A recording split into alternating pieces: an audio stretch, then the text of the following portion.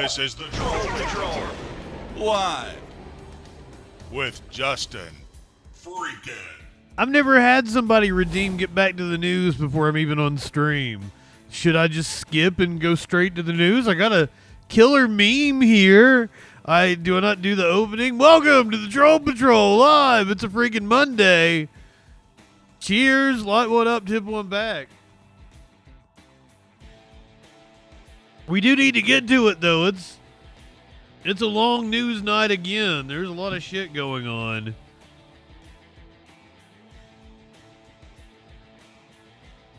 It's Monday in Canada? I had no idea it worked like that. Well, here's your meme of the day. Listen up, liberal.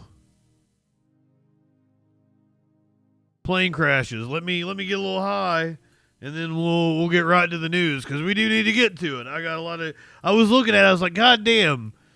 Live Music Monday going to be 3 hours. The show's going to be 3 hours. I'm going to be on for quite some time to... God damn it. Michael, good evening. Fuck you. Welcome in, my friend. Let me hit the timer over here. T-, welcome in. Princess Kimberly, Holiday. Clinically was here like 30 minutes ago, demanding I give him news.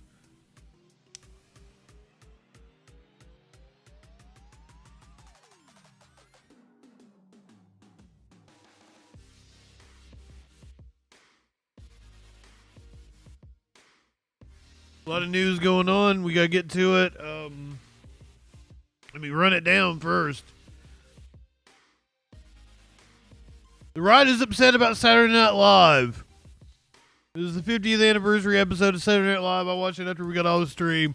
The Right is very upset about it. I'm gonna play you the clip that's got their panties all in a wad. A water main break in Detroit has people swimming the streets. A driver survived an avalanche out in Colorado. The death toll in eastern Kentucky has risen. We have insane video of a mudslide in Fleming, Neon, Kentucky, caused by the wild rains they've been having.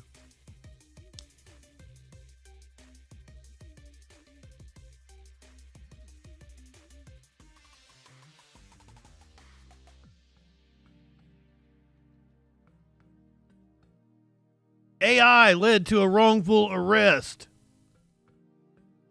Data indicates there could be hundreds of serial killers, serial killer truck drivers just riding around out here. Hundreds of serial killer truck drivers. I'm going to tell you about the Zizion cult. I'm probably saying that wrong. The Zizion cult and their connection to the shooting of a Border Patrol agent.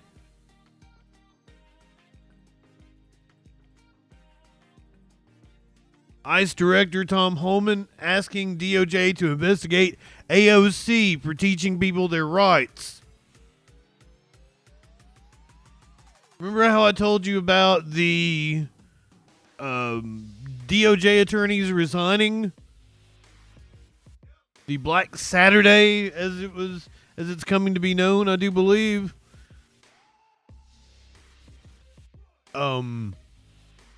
The same thing is happening inside of Eric Adams' New York office. Several of his aides are resigning. Representative Judy Chu accuses the GOP of selling out Americans. European leaders are meeting to discuss what to do about fucking Trump. Zelensky, I've already dropped a cuss word. God damn it. I'm sorry. I'm trying. Avalon, good evening. What do you mean by another one? How long has it been since you've looked at the news? Has it been a few hours since you've looked at the news? Because yes, there's been another one.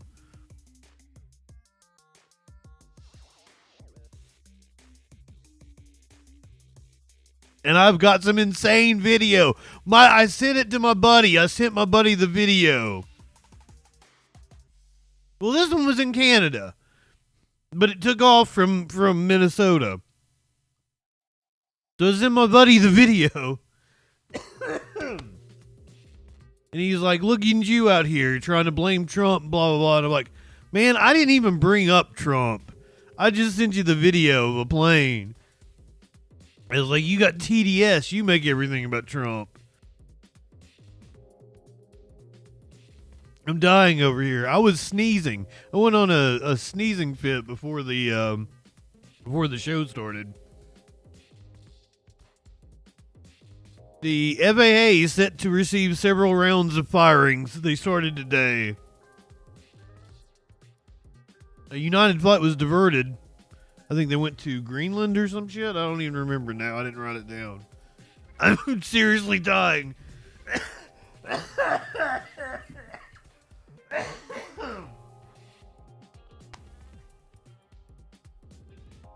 Sorry. We're going to talk about the President's Day protests that took place. Andrew Tate says the Trump administration pulling some strings with Romanian officials. The owner of a Cybertruck says he's being bullied. All that and a lot freaking more. Tonight on the trope.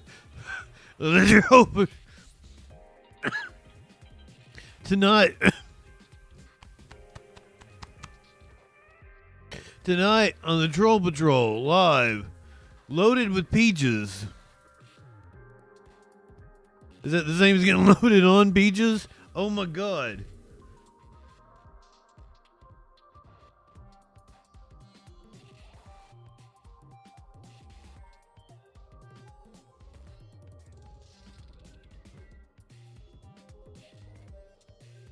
I'm seeing little dots are flying around. I've seen stars, I guess.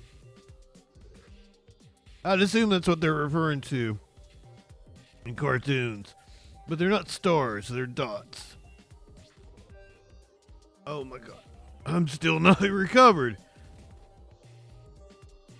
I'm not the first person to die on Twitch, because goddamn, I've played. Fuck. I did it again. I've played multiple people that have died while live streaming. But welcome in, Bound. Good evening. Fuck. God damn it.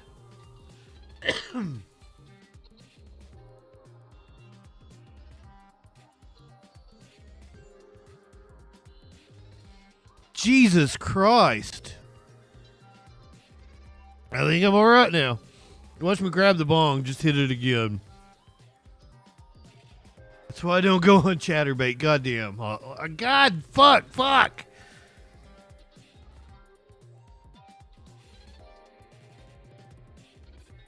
I'm doing my best over here. I'm still not recovered.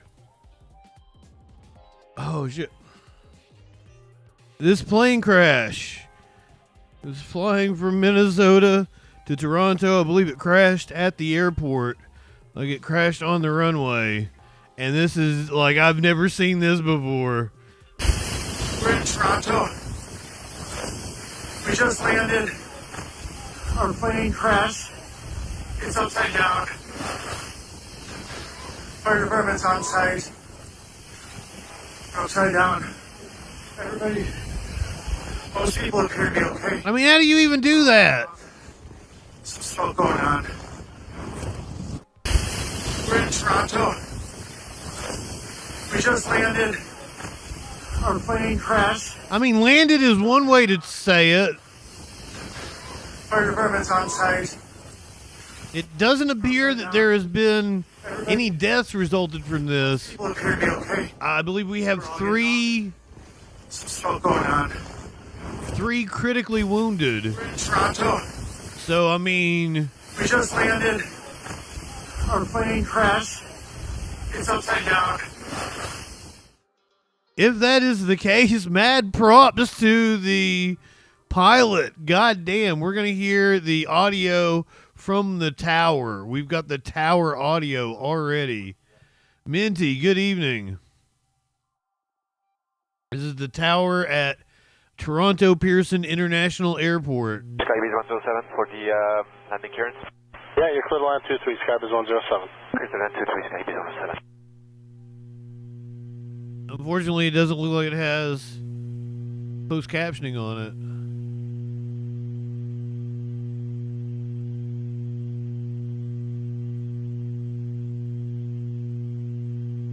Are we gonna see the plane land? Toronto Tower, Endeavor 4819, contact, Analyst 23. Endeavor 4819, Toronto Tower, wind 270, 23, gust 33, clear to land on 823. You might get a slight bump in the glide path, there'll be an aircraft in front of it. Clear to land 23, Endeavor 4819. It sounds pretty nonchalant right now. You'll be going after the next arrival.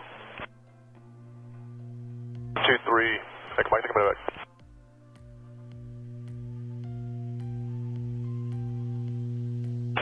Toronto Tower, left side 1, medevac.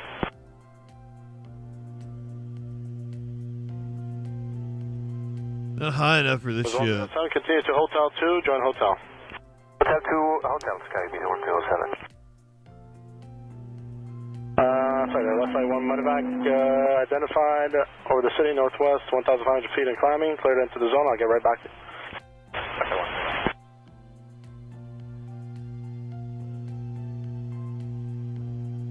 Is 107, turn out Hotel, contact 12165. Skybees 107, thank you. Check 26024, gust 33. He got real close with God. Direct the threshold of runway 24 left, and then direct the threshold of runway 23. Threshold 24 left and then 23 like I want, medevac. Roger, when are you guys headed? We're going to Wingham. Wingham, okay. No problem. Are you able to go to 2,000? We can give it a try for the weather like I want, medevac. Oh, you know, left side 1 medevac, that's fine. You can stay there. Just runway 23 approach is active, so they'll be landing runway 23. Understood, like I want, medevac.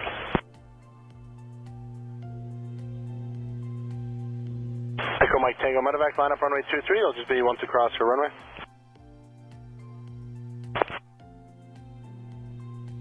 Rouge 7105, on block final 23. We're 7105, pull up Garon. The Garon 7105. This isn't as interesting as I thought it would be. We're 7105, pull up Garon.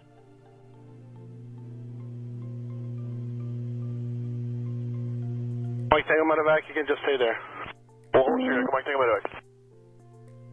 Did something about medevac, you can just stay there. 7105, stop climb 3000. It's already crashed, right, hasn't it? Bragwitz, good evening.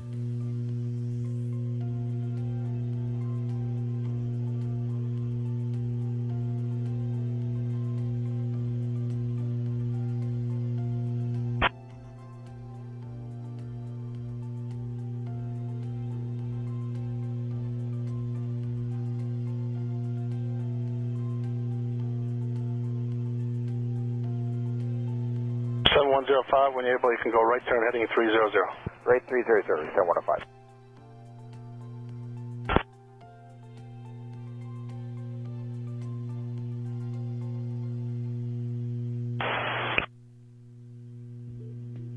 Doran, good evening.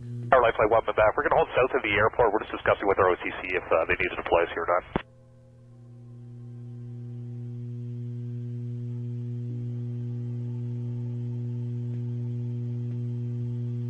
I'm enthralled, yet it's so boring. Flight 1 medevac, I got no traffic here, so just let me know what you'd like to do. We just had a crash on runway 23 here. Hey, for Roger. Very professional. OTC, whether they wanted to redeploy to this crash site or not. Roger, we're 7105, contact departure 1288. Departure 28, 7105. The no fatalities.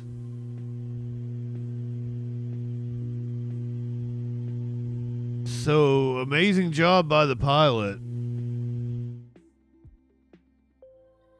That was the raw audio of the tower. Here is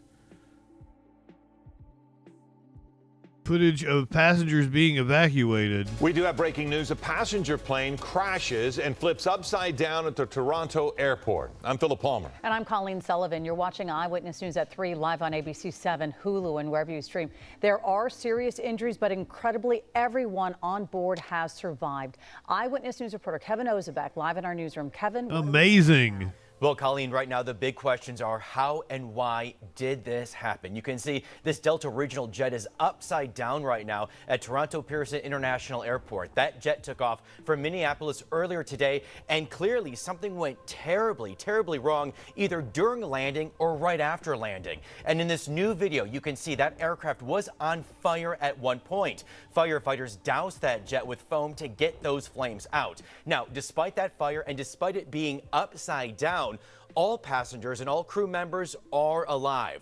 Of the 80 who were on board, 15 have been rushed to nearby hospitals. That includes 2 adults with more serious injuries who were airlifted to Toronto trauma centers, and that also includes 1 child who medics raced to a children's hospital. These survivors got out of this aircraft as it was upside down. Just listen to one of them who documented what he saw right. I ain't never flying again. Toronto. We just landed. Our plane crashed. It's upside down. Fire department's on site. Upside down. Everybody. I like to travel the world, but I'll do it by boat or something. Some smoke going on. Just incredible to see what he shot there. And again, the big question is, how in the world did this happen? We still do not know, but we do know there has been just awful winter weather in Canada. Winds have been clocked around 40 miles per hour today. I can swim though, Frag. Wind at times has been blowing snow across that runway. Now, this that doesn't really help if you're out in the middle of the ocean. In North America so far this year. Earlier this month, there was a small plane that did crash in Alaska, killing all 10 on board. Before that, an air ambulance crashed in Philadelphia. 7 died in that accident, including an 11. I'm down with trains. And 67 died 3 weeks ago when a U.S. military Black Hawk helicopter collided into an American Airlines jet that was landing at Reagan National in D.C. We'll have much more updates on this new crash when we get there. This live in the news. Pilot's going to be a hero, I would assume. Yeah, I know they did, especially in the U.S. Especially in the U.S. I just feel better if I'm on the ground. This is the this is the latest. They held a press conference about an hour ago.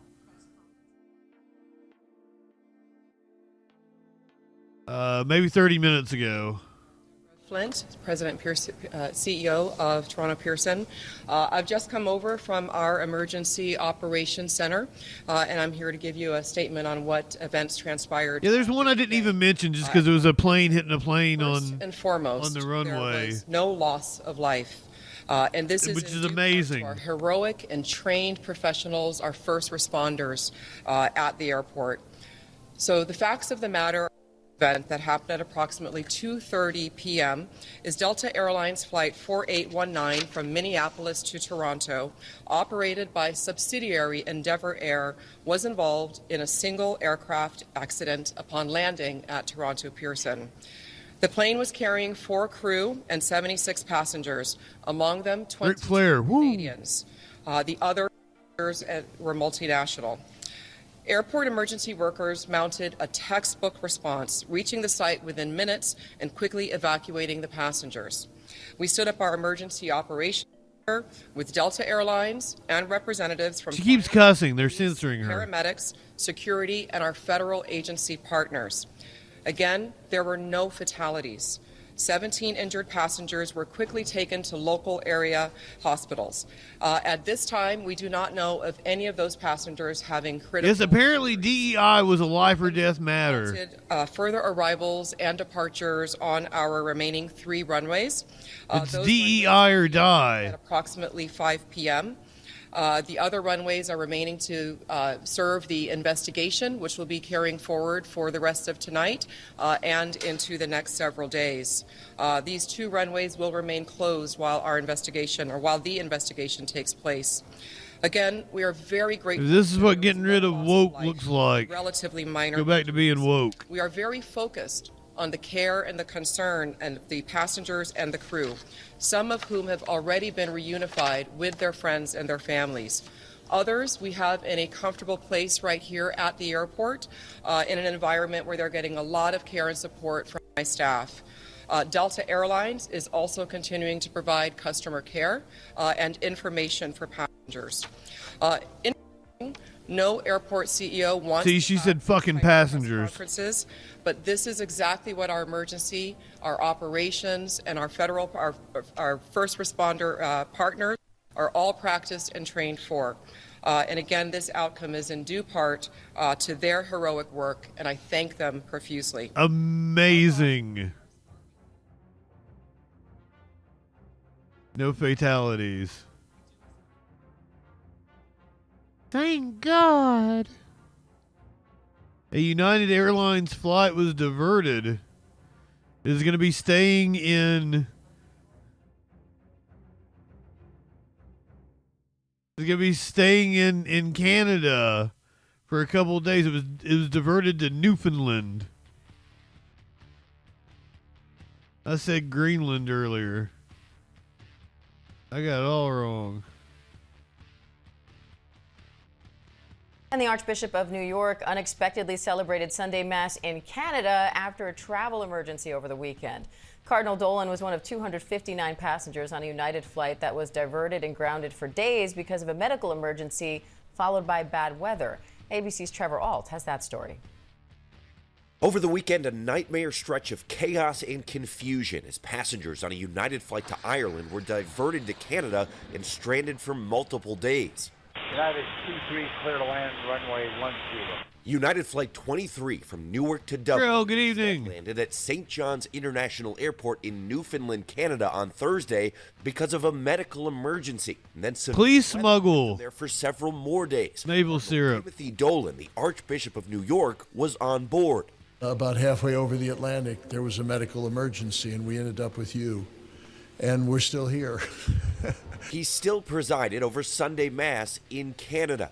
We are sure grateful, very grateful for the hospitality that you all have shown to us. The airline says they needed to address a medical Seems like he's sick of them. passenger on board. It was basically the next 3.5, 4 hours or so. We sat there on the tarmac with almost no information from United. The passengers were taken by bus to a nearby hotel. They were then told to return to the airport Saturday at 4 a.m., only to find out 5 minutes before boarding that flight had been canceled due to severe weather. The airline's communications with passengers has been sparse to non-existent, which is really frustrating. Yeah, airlines suck. It'd be nice if the airline was communicating with us openly. But look at that shit. Now, Diane, this flight was finally Lenny, good evening. Make it to Ireland on Sunday, but this impacted more than 250 passengers. Diane. Trevor Ault. Now would be a great time, though, to fire FAA employees, right? That's totally going to help with the congestion at our airlines. That's what happened. The FAA firings and how they will affect you. They took effect today. To get to the federal workforce and President Donald Trump's administration's decision to fire hundreds of FAA air traffic control staffers over the weekend. The move is impacting workers hired for FAA radar, landing, and navigational aid maintenance. Also fired were employees working on an urgent and classified early warning radar system for Hawaii to detect incoming cruise missiles. KPRC2's Bill Brown. Wait, what? Bush Airport with more on this move. Bill. You got a lot of missiles at us, Japan. This move does not include air traffic controllers. The focus of these firings is more so on probationary workers, those employed for typically less than a year. We spoke to experts and travelers here at Bush Airport who were wondering how this will all play out. The firings came in the form of an email. Several hundred probationary workers getting the news late Friday. Impacts of the decision still not quite clear. The National Air Traffic Controllers Association taking to Instagram to put up a statement which read in part, "We will analyze the effect of these terminations on aviation safety and the national airspace system." White House Press Secretary Caroline Leavitt writing on X, "No air traffic controllers nor any professionals who perform safety critical functions were terminated." The firings come less than 3 weeks since the mid-air collision over Washington, D.C. between a Black Hawk helicopter and an American Airlines passenger jet, which killed 67 people and highlighted FAA infrastructure issues. The decision, though, part of the Trump administration's broad effort to shrink the size of the federal government. And KPRC2 reached out to American United. I feel like that plane crash would have been a much bigger story 20 years ago. Safety and safety in the skies, how there might be some impacts. We did not hear back from 2 of the 3. Southwest Airlines referred us to their industry leader, Airlines for America, who declined to comment. We also reached out to the Houston Airport System. They declined to comment as well. We're live from Bush. Bill Barajas, KPRC 2 News. Live from Bush.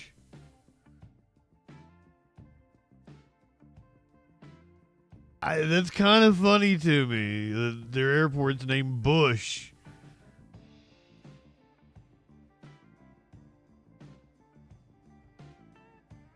Which Bush is it named after? You guys told me the other day.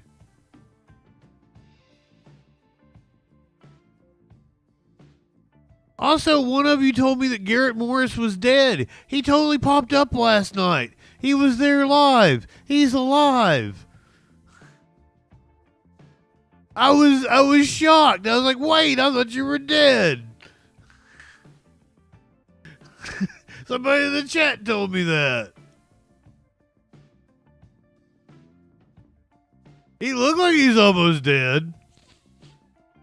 European leaders discuss Ukraine as UK troop offer hardens resolve.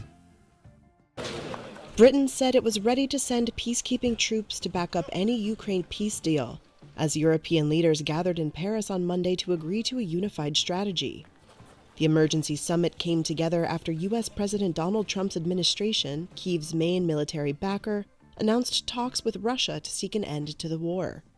A French presidency official said the discussion would look at, quote, the security guarantees that can be given by the Europeans and the Americans, together or separately, with peacekeepers being just one element of the security guarantees.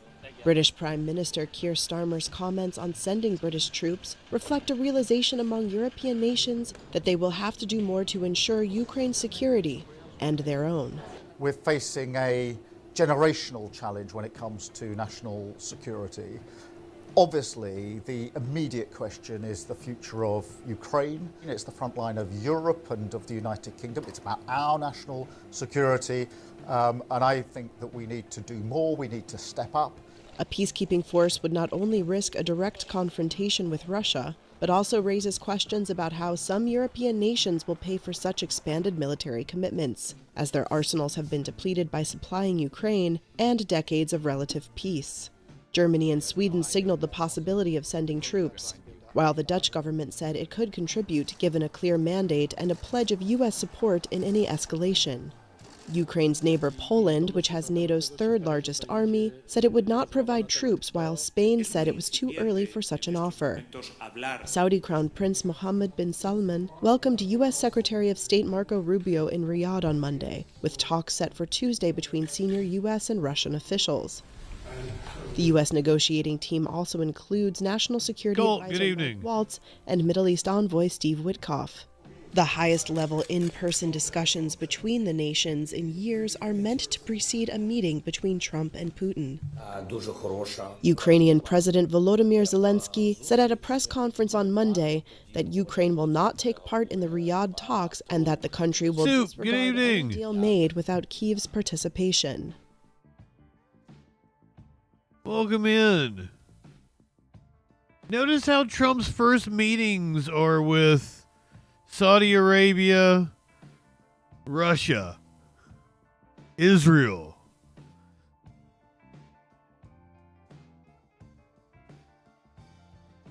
Not the best people in the world. Zelensky has rejected Trump's offer.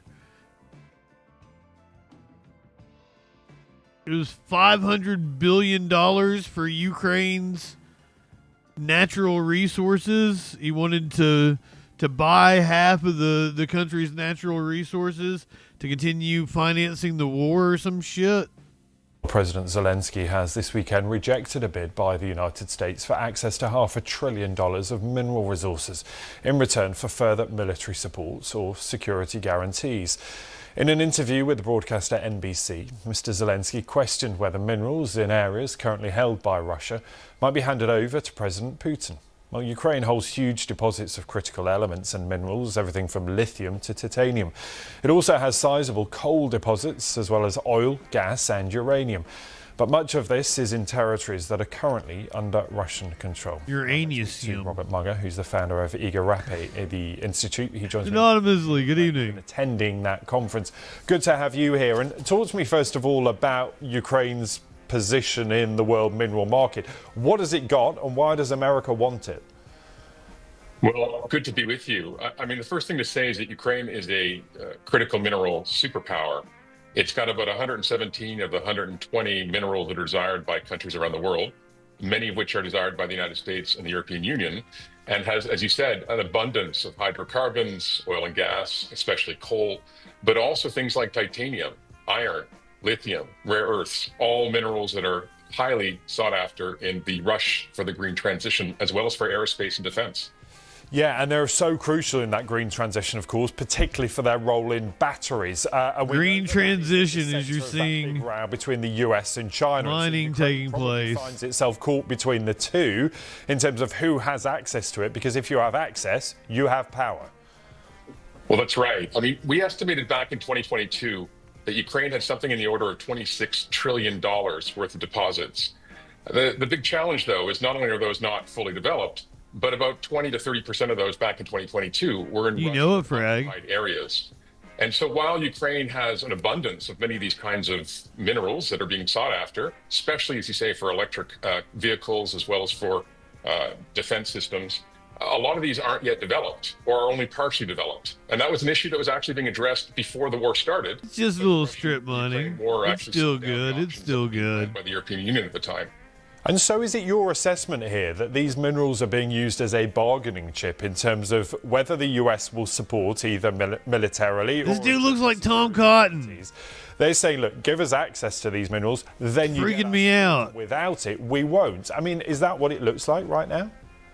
I would say this is a bit of a long shot for Ukraine. I mean, I think, first of all, there's definitely interest globally and has been interest in a variety of minerals in Ukraine for years.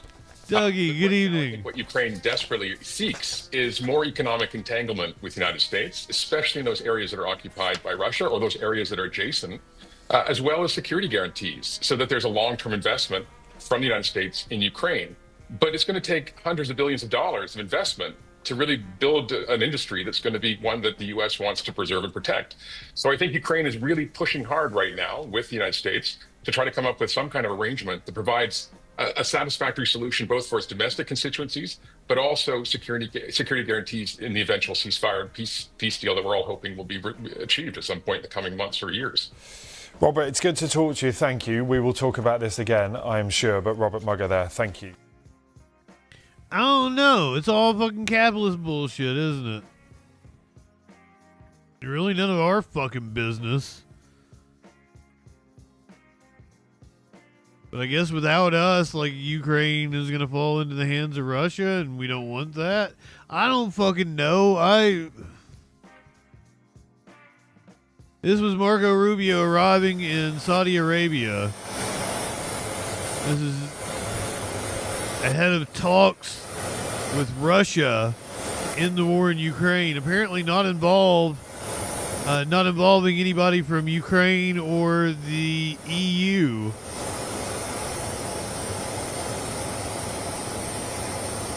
It's our Saudi daddies mediating with Russia, apparently.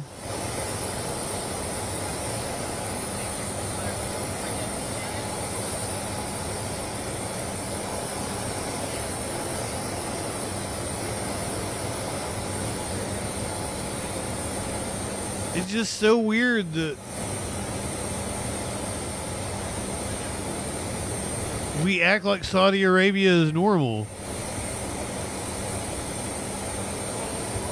Craven Lenny, that's what you call it. Unless he just thinks this is This is his way to get to the presidency. This is the only way he is going to be able to, which I mean, it's still crazy, craven. You like theocracy, Bagheera? Yes, thank you. You like governments that will chop people up?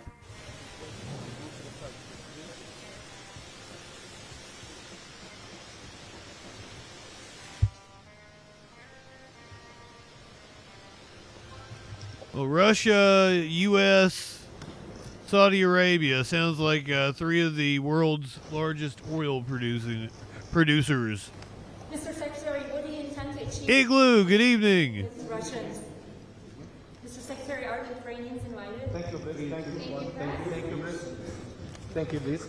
Thank you. Thank you. Thank you.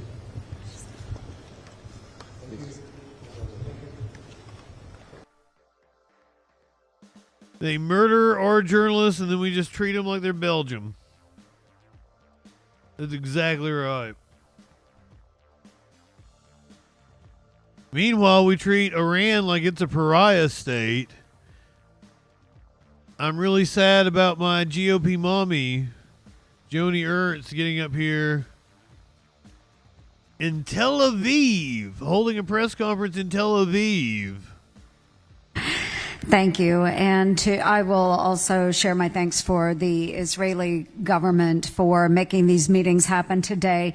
But first and foremost, I want to say thank you to the hostage families that joined us this afternoon and again shared their concerns, their feelings of loss and sacrifice for those that are still being held, those that are now deceased is quite palpable. We feel it to our very core. The urgency they asked us to communicate, it is necessary that we bring our hostages home. Is it a jacket? I was going to say shirt. So as soon as possible. Blouse? So the past several years, I've traveled extensively here in the Middle East, and since October 7th, I have been in the country now 5 times, working on hostage issues, other issues when it comes to the peace treaty and strengthening our Abraham Accords.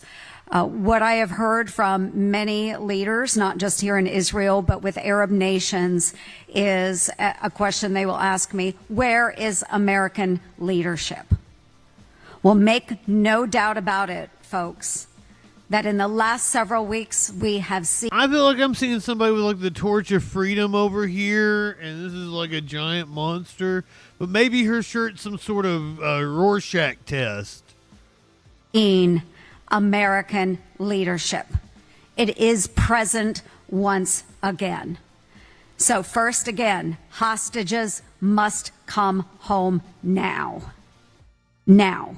And this threat is not just against Hamas, but it's their backers, Iran. There is a common thread through the Middle East. Those that see... That kind of makes her seem like an old lady, doesn't it? Which would be not only Israel, but also our Arab partners and allies. She had some sort of abstract painting on her blouse. Listen very clearly. We will put maximum pressure on you, and we will work with our Israeli partners to make sure you do not succeed. Okay, that's kind of hot. Militarily, politically in this region. So we will continue to be the absolute partner to Israel and our friends and partners here in the region. Absolute. There is no daylight between Israel and the United States of America. Bring our hostages home now. And Iran, Hamas, we are coming for you. That was Senator Joni Ernst. Press conference from Tel Aviv.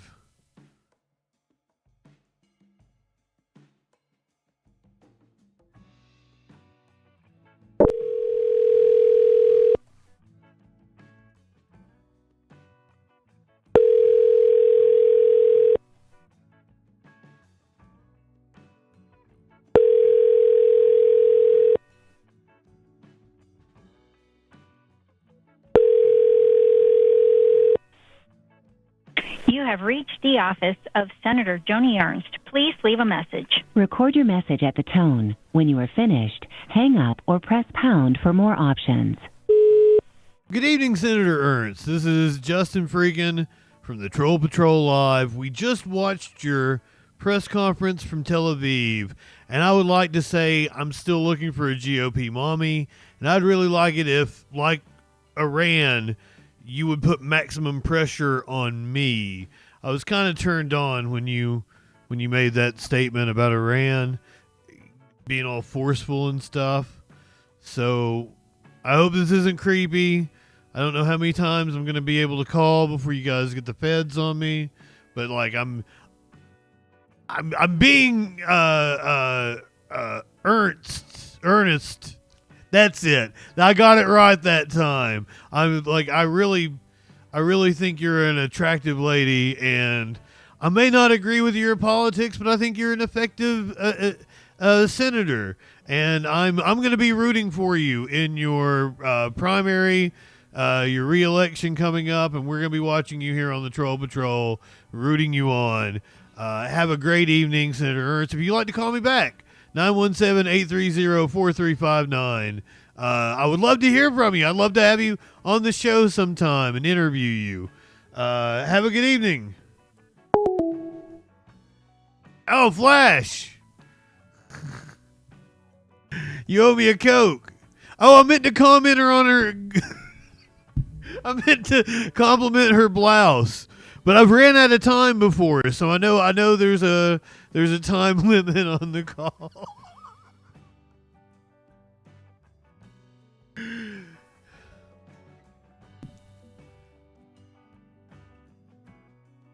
She's a good-looking lady.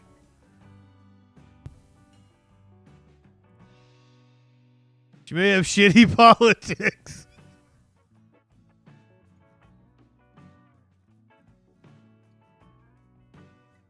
A good-looking lady that has great politics is Claudia Sheinbaum in Mexico. Mexico awaiting a response from Google on the dispute over the Gulf of Mexico name. And this is AP here reporting, totally throwing shade.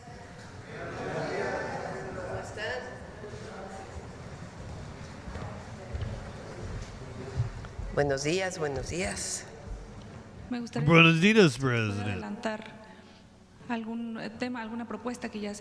Google no tiene derecho a renombrar la... Google has no right to rename Mexico's continental shelf. No tiene ningún derecho. It has no right, neither the continental shelf of Cuba, because the Gulf of Mexico is divided between the three countries. Si me equivoco en la traducción, ahí me corrigen.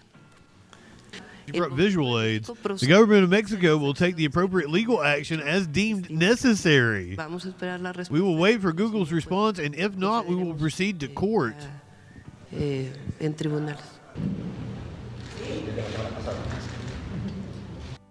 Are we going to have a situation where in the U.S. it's going to be the Gulf of America, and everywhere else you go in the world it's going to be the Gulf of Mexico? Torchy, good evening. Flash, did I tell you good evening? Welcome in, everyone. Since the United States been doing, all the shit we've been doing, Canadian flag sales are up. Canada Day isn't until July, and there are years until the next Olympic Games, but Canadians are waving flags more than ever. This traditionally is probably the lowest part of our season. Everybody's hibernating, dark days of winter. You don't think of flying a flag on a pole outside. Demand for Canadian flags is high, according to the owners of Flags Unlimited. The company produces more than 500,000 flags annually, but so many Canadians are clamoring. I think Trudeau is still leaving. Flags Unlimited is considering extra shifts in order to make more. But Trump saved the liberals. Burst of national pride likely comes from the political tensions between Canada and the U.S. Our friends south of the border, probably people get mad at me for saying friend, but obviously the Trump tactics and threat to our sovereignty is spiking flag sales in what traditionally would be a weak period. Oh, Canada. That was great timing. Tier 2, welcome in. Canadian Prime Minister Justin Trudeau wrote on social media, quote, "When our backs are up against the wall, we will always stand for Canada and choose Canada." An uptick in Canadian patriotism has swept the Great The gigantic-ass flag. Canadian Armed Forces wrote on X, quote, "The flag represents the values we stand for and the country we serve." However the political tensions work out, Skip says this is good for his They business. shorted you the mangoes. Oh my Double God. what they would normally be at this time of year, and we It's not even a sweet leaf. a huge Law dog. flag sales in Canada. For Inside Edition Digital, I'm TC Newman. Head on over to Flags for Good, and you can thank Law Dog later. Flagsforgood.com. Bagheera, my friend. How are you this evening? It's so good to see you again. Stop letting me sing. Chat, stop it. You guys encourage my bad behavior. No kings. Today was President's Day. No kings on President's Day. Rings out protest against Trump and Elon Musk.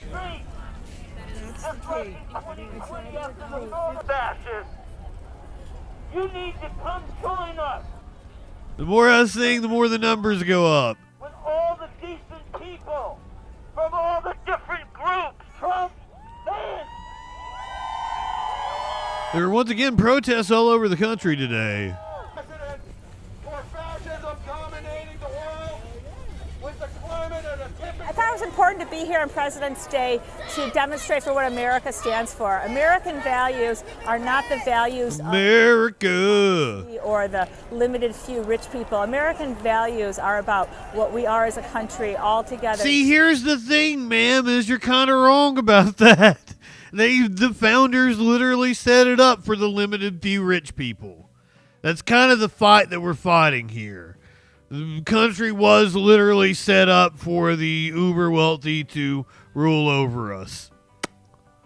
I can't help it. I'm just the bearer of bad news. It's been a fight for democracy all through our history. Democracy has won most of the time. It has been a slow march, though. It's about inclusion. It's about working together. It's about checks and balances. Hey, if Proud Boys are on the social media, come on, come at me, bro. Come at me, bro. If we're going to frog march to fascism, then I want to be one of the ones that's sent to a camp early because he's too mouthy on social media. I want it. Bring it on, Trump. Bring it on, Musk. Not because I'm some hero or something, just because I ain't got anything else going on. So might as well do that, you know. Be known for something in my life. And all of that, I'm afraid of it being eroded with the current administration.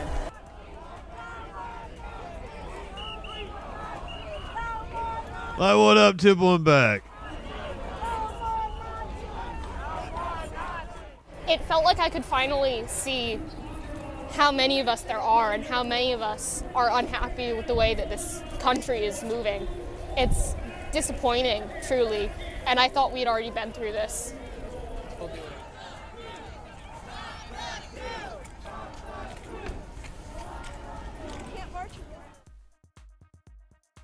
Minty, good evening. You say that traditionally anarchists do the coolest things to people in power. So are you trying to sell me that anarchy would be the political persuasion that would be most likely to hold down Representative Dan Crenshaw and allow me to piss in his eye pussy?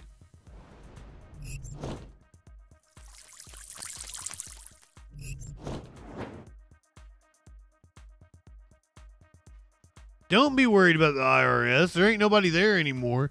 Trump is cleaning house. There's not going to be any employees. Who gives a shit? Cheat on your taxes. This is not tax advice. This is not legal advice. Do not listen to me, but you should totally cheat on your taxes because there ain't nobody paying attention. This is what Nancy Mace posted today for President's Day. Today we celebrate the past and present presidents whose leadership has helped shape America into the greatest country in the world. God bless America.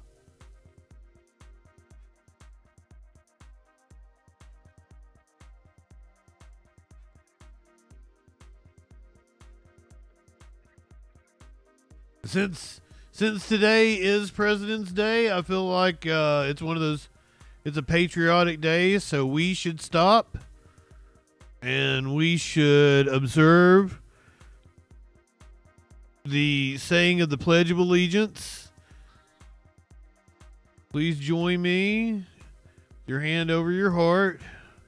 I pledge allegiance to the flag of the United States of America.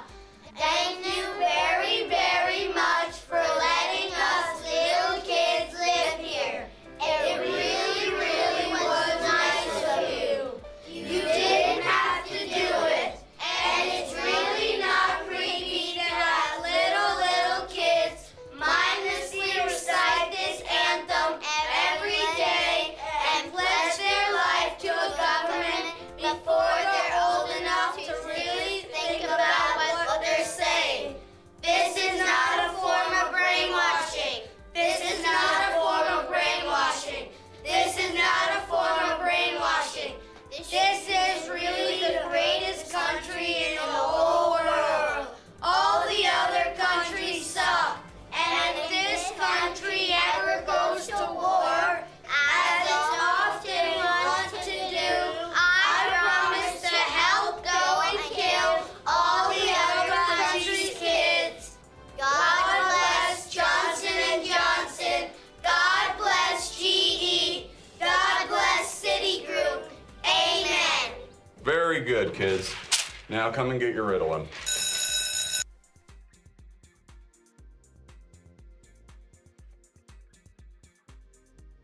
Rest in peace, Trevor Moore, who died trying to suck his own dick. Speaking of sucking their own dick, Andrew Tate says that the Trump administration is pulling some strings in Romania. Ironic. Socialist aunt, Shelley, Energy Flow, good evening, welcome in. Welcome. Igloo, did I tell you good evening? Somebody shout out Igloo. T-, thank you for throwing out the gift sub. He absolutely would have, no trying.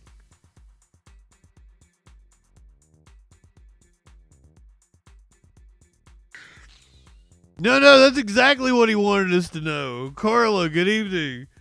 Go watch the ironically titled Self Suck Saturday with the gang from Whitest Kids You Know, where they explain Trevor's death, and that's exactly what they say. I'm not making it up.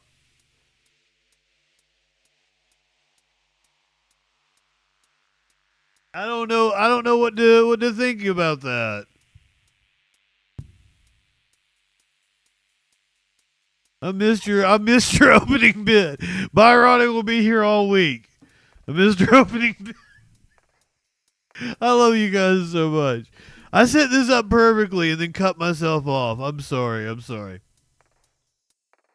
Speaking of sucking your own dick.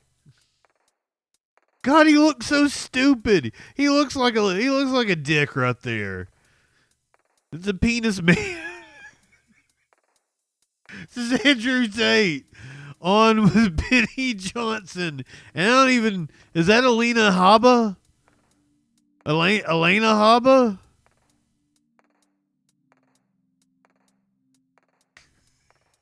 Oh my God, I'm not even going to play it. I just like looking at him. This is funny. I hate Benny Johnson with a passion. Hey. Hello, Alina. Hi. Hello. Nice to meet you. It is Alina Hobbit, right? That's because you just said Elena. Hi. Hello, Alina. Hi. Hello. Nice to meet you. I'm a big fan. Well, nice Big to meet fan. you. I'm a fan. You're the one saving Trump. You're doing more important work than me. America, not just Trump. And I agree with everything you just said. And I think that your anger is the same that President Trump has for our country. And the time is now for us to stop being wimps. I think that's exactly the right sentiment. And I also have to say that I sympathize with you because I think you go through a lot of the same show me the person, I'll find the crime that President Trump has gone through. And hi. Hello, Alina. Hi. Hello. Oh, that was an awkward clip. That was the same the backdrop that Andrew Tate has up there. That was the same backdrop I had when I worked at Olin Mills. The blue old masters. U.S. government asking Romania to lift restrictions on Andrew Tate. The Tate brothers have been accused of human trafficking and rape in Romania. Both deny wrongdoing. U.S. President Donald Trump's administration has pressured Romanian authorities to remove travel restrictions on Andrew Tate and his brother. Controversial influencer Mr. Tate and his brother Tristan have been accused of various allegations in Romania, including criminal charges of human trafficking, rape, and forming a criminal gang to sexually exploit women. The self-proclaimed misogynist and his brother are still facing charges in Romania. They are currently under judicial control, meaning he can travel through Romania while adhering to the required legal conditions. Both deny wrongdoing. The Financial Times reported that the Tate's case was brought up by U.S. officials in a phone call with the Romanian government last week when President Trump's special envoy, Richard Grenell, met with the Romanian foreign minister at the Munich Security Conference. That's the one where Vance gave that speech. He then brought up the subject once more. Multiple sources told the Financial Times a request was made to return the brothers' passport so they could travel until the court procedures were over. Another source told the publication. Mr. Grenell has previously shown support for the Tate brothers on social media. He posted on X the beginning of February that Romania was the latest example of how U.S. aid programs were weaponized against people and politicians who weren't woke. What in the fuck does that even mean?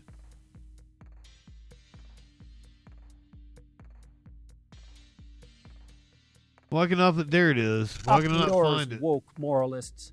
We'll see who cancels who. I think he's wanting to run for office in the UK, if I remember correctly. Can someone verify that for me?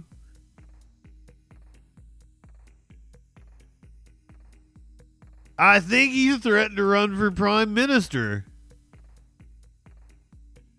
But I don't think that's how it works.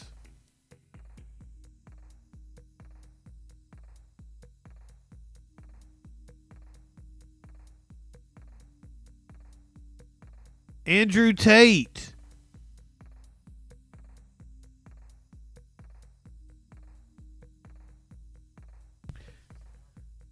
This dude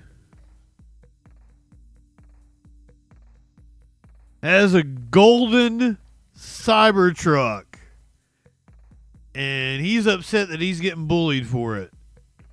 Anxious and nervous about our safety and my kids' safety as well. The words are too derogatory to show on TV. It was right here.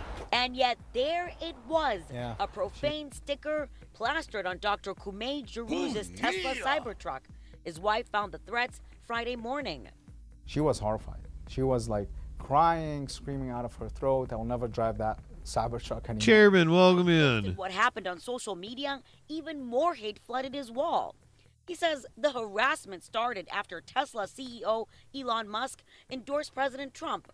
Musk is now the head of the Department of Government Efficiency. Somebody tried to cut me off while I'm driving with my kids, and 3 guys came out of the car and just pointed the middle finger, started screaming at me. While the Cybertruck is a screaming gold color, it's for a reason. It's a fancy, funky car. That's, I think, that dragon. Funky. It's a walking billboard for the medical spa the Syrian immigrant built from the ground up 3 years ago. I pursued my dream, you know. Medical spa. Now I'm enjoying the free speech, but with this taking a different turn, that made me very concerned. So concerned, like, Dr. J tried older, to trade in the Cybertruck, but with no luck. This is the text he says he got from a Tesla rep after sending them the hateful sticker. He confirmed with a text message that Tesla is not accepting Cybertruck. I was thinking plastic surgeon. And at this moment in time, more than anything, he hopes the community will set aside judgment and be open to differences. It's not just about what happened to me.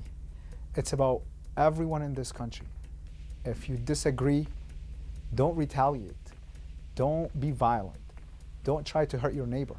You know, we're all human. Have a medical situation. I mean, yeah.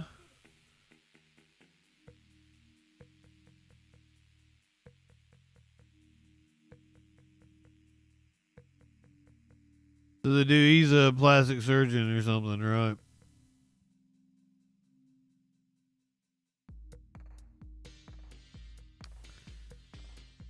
This former lawyer with the CFPB, no, maybe it was just an employee. I don't know if it was a lawyer.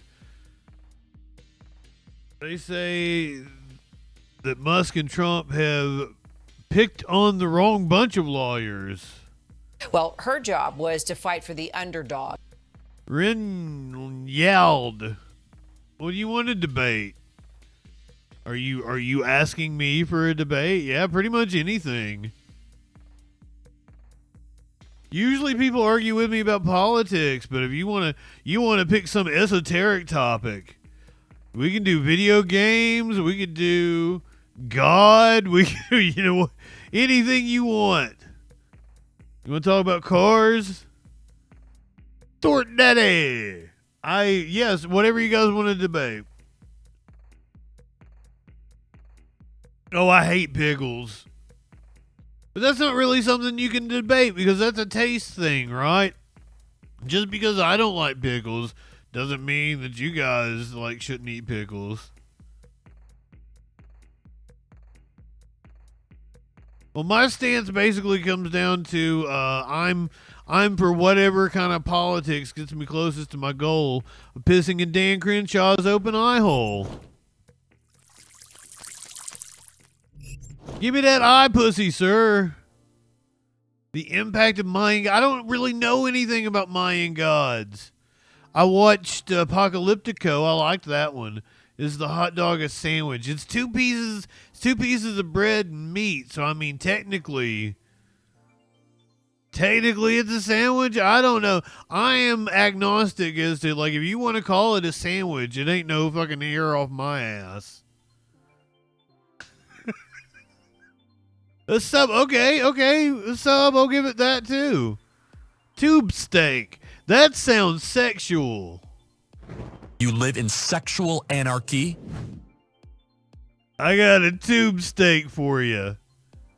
Ren Yald is a freaking follower now. Thank you, my friend. No, I guess the chat will call me a shit lib. I consider myself a leftist. I'm a proponent of sexual anarchy. It sounds fun to me. I'm always down. Byronic, what do you mean extra rare? Are you saying you like it raw? Goddamn.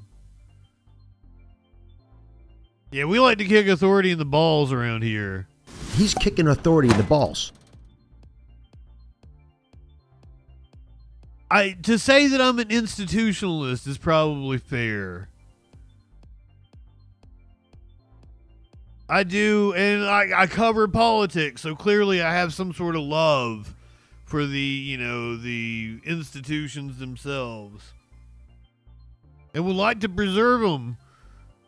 As I said, the best that we can hope for is that Trump comes in and slashes everything, and it's really unpopular, and people turn on him. And a leftist can pick up the pieces and we can rebuild. A leftist is not how that works. a coalition of leftists. There's no one hero that can save us. There's no one presidential candidate that's going to come in. It's up to us to take over a party, create a party, do something at the local level from the ground up. AOC is, I am 100% behind, coalescing behind her to run for president because the fucking Dems don't have anything else. She should absolutely be the face and the head of the party. Direct fucking action. Everybody has a role to play, and mine is propaganda. Mine is InfoWars. Everybody has their place, and if fascism really is coming, I want them to drag me out of here. Kicking and screaming, me still yelling into this microphone. Tell Trump I'll piss in his eye pussy too. If he doesn't have one, we can make it an eye pussy.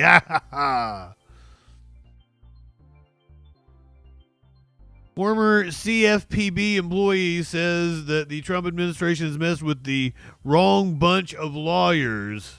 Again, take on corporate America. If big business broke the rules and hurt consumers, Hannah Hickman would be the lawyer. Light one up, tip one back. Now she is the one getting hurt. She was just getting ready to turn in for the night, and a termination notice popped up on her cell phone. She'd been cut from her job at the Consumer Financial Protection Bureau, the agency established after 2008 and the financial crisis where banks blew up and so did all your loans. Now Hannah has become just another casualty in the widespread firings and unprecedented purge of the federal workforce under President Trump, who's empowering Elon Musk to dramatically slash the government's budget. Hannah Hickman joins me now, and I appreciate you being here because a lot of workers, I mean, we're seeing the protests now. People like you are coming forward and talking about it, but a lot of you were told you can't talk. We're not going to let you talk. We're not going to give you your money if you talk, but still, you're coming forward with Hannah. Your story. Why? I think it's so important for American people to understand what's happening. Their government, their watchdog agencies, the people who go to work every day to fight for them are being fired illegally in what is just a... So she was a lawyer with the CFPB. Agencies. Now, you're a lawyer, and you know firsthand that a lot of this is happening illegally. Explain what we're missing here and how this can happen if indeed what is happening is illegal. It's a great question, Kira. Civil servants have a lot of protections under the law, and we're only supposed to be fired if our performance falls short on the job. So what has happened is that the administration has fired us. We call it layoffs sometimes, but that's not what it is. It's an illegal firing. And, you know, it's just not credible to say that thousands of people were determined to fall short of expectations. I mean, literally every probationary employee at my agency was fired. It can't be that we all fell short. And I see in the termination letter, it says that your ability, skills, and knowledge did not fit the agency's current needs. Is that true? Well, I suppose it depends on what the current needs are. I was definitely meeting the agency's needs a few weeks ago, but... What were you doing? Let's put it in perspective. Sure. I was an enforcement attorney. I was in court fighting for consumers, trying to stop illegal conduct and get them their money back. I was going toe-to-toe with the biggest financial firms in the country, and I came from a 15-year practice in private law firms, so I can do it, and I was doing it. And I think the answer is that the agency's current needs, according to the president, are to stop existing. Yep. It's like they don't even understand what exactly they were just jumping in and doing the cuts, not even understanding what you were doing in the moment. No, they totally understand what she's doing, and that's why it was cut. Really, the media is the media is inadequate for the moment, and I don't know what to do about that because that's a symptom of capitalism. That's the dumbest goddamn. Yeah, like complicit is one way to look at it. Capital interest, yes, they're looking out for their interests as well. Complicit. I'll go with that. Let's do it. Let's just take your... I love the media. I'm part of the media. I was the media. Legally and properly tell folks you gotta go. I mean, do you see where cuts could be made in the agency? Clearly, it wasn't No, they need more people working there. the job just last week, but is there a way to do this properly? I mean, is that even the right word to use, I guess? Absolutely. Okay. And, efficiency in the government is important. I think we run a pretty tight ship at the CFPB, but there is a way to reduce staffing legally within the bounds of the law if that's what they wanted to do. It's a layoff process. They got back like $1.5 billion. Process for winding down a person's work, giving them plenty of notice, giving them severance. They paid for themselves multiple times over. And this administration just decided they didn't want to honor that agreement. So what can you do now? Can you do anything now? Are you going to do anything now? Of course. My colleagues and I are fighting back. Our union is already in court. They've brought a couple of cases that I think we'll see action in the next few weeks. And, all I can say is that Elon Musk and the president picked the wrong bunch of lawyers to mess with. I'll take that right there as a shot across the bow. Well, I definitely want you to follow up with us now that I know you're already in the courts trying to battle this. The administration is rescinding some of these firings now, as you've probably seen. Last week, it was within the energy department. They made all these layoffs, and then all of a sudden they were paused, and so everybody was kind of confused. Do I have a job or do I not have a job? If this happens to your agency, would you go back? Of course. Congress gave us a critical job to do in terms of protecting consumers, staving off a future financial crisis, and I was committed to doing that work under any administration. So yes, I would take that. They got back over $21 billion. And I said the fucking $1.5 billion was probably like last year. What's the immediate impact on all of us, the consumers? What do you worry about? Thank you, Michael. Sure. I mean, all the litigation has stopped. So cases that were pending. Like they have paid for themselves to get people money over and over and over again. Exams at banks to make sure that they were following the law, that they were safe, that they weren't defrauding consumers. That has all stopped as well. That's kind of scary. It's terrifying. It's terrifying. And I worry about the consumer complaint database as well. Many consumers have had the experience of filing a complaint with us and being able to get it resolved quickly because the CFPB was watching. And if that database goes down, I don't know that those consumers can get that relief anymore. Your message to Elon Musk right now? I would say I have a message for the government officials who are taking his illegal orders and carrying them out. And it's this. Nobody elected him. He is not the president of the United States, and what he's doing is illegal. Oh, he's totally the president of the United States.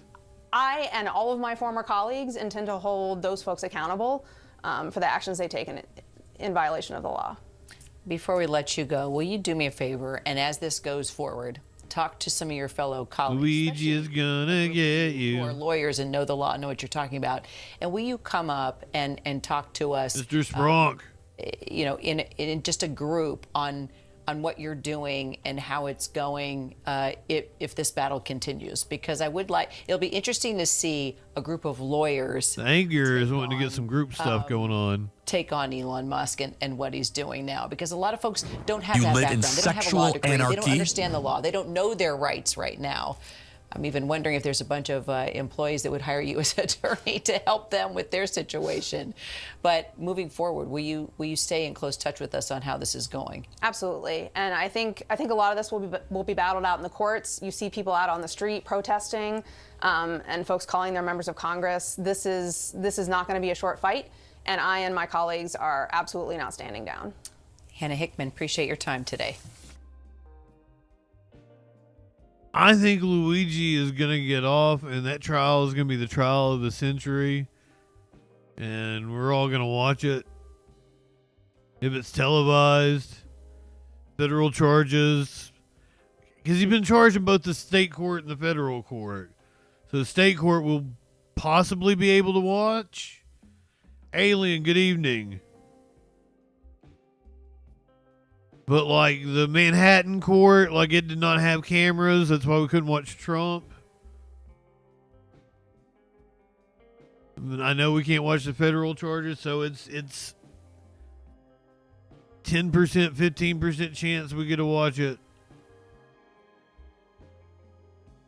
This is Representative Judy Chu from California. She's accusing the GOP of selling out the average American. This is Chu. Mr. Chair, I strongly oppose the Republican ripoff. Let's just say it. Prices aren't any lower than they were on Inauguration Day. The picture of Donald Trump taking the oath of office in the Capitol Rotunda with billionaires in the front row tells us everything we need to know about where his priority is. It's certainly not with working people. In fact, just yesterday, the Bureau of Labor Statistics reported inflation rose much more than expected in January, meaning that everywhere you go, you see higher prices of fuel, groceries, and eggs. What's the response of House Republicans? It's not an agenda or legislation to lower food, fuel, or housing prices. It's not an agenda to make life more affordable. Jingoistic bullshit. Instead, they plan to give in entirely to Trump and billionaires' agendas and to give the richest man in the world and Trump's biggest donor, and then the tax cuts, unfettered access to Americans' private data. Republicans are clear-eyed in this budget proposal. Sell out average American workers and the middle class to make the rich even richer. To justify their trillions in tax cuts for our country's wealthiest in their Republican ripoff, they must find a trade-off. Now remember that their focus is on helping the wealthiest in the country, amounting to a true $2 trillion giveaway to them. In my district, it means the top wealthiest 0.1% get $314,000 in tax cuts that they don't even need. And who loses out? Working people, kids, and our future generations. These spending cuts steal from future generations and deprive our kids from investments that could rebuild. We need to yank them tax rates way up and support the first responders in their towns. In fact, Republicans' concerns about saddling future generations with our national for these people, we need to remove the burden from the middle class, the working people.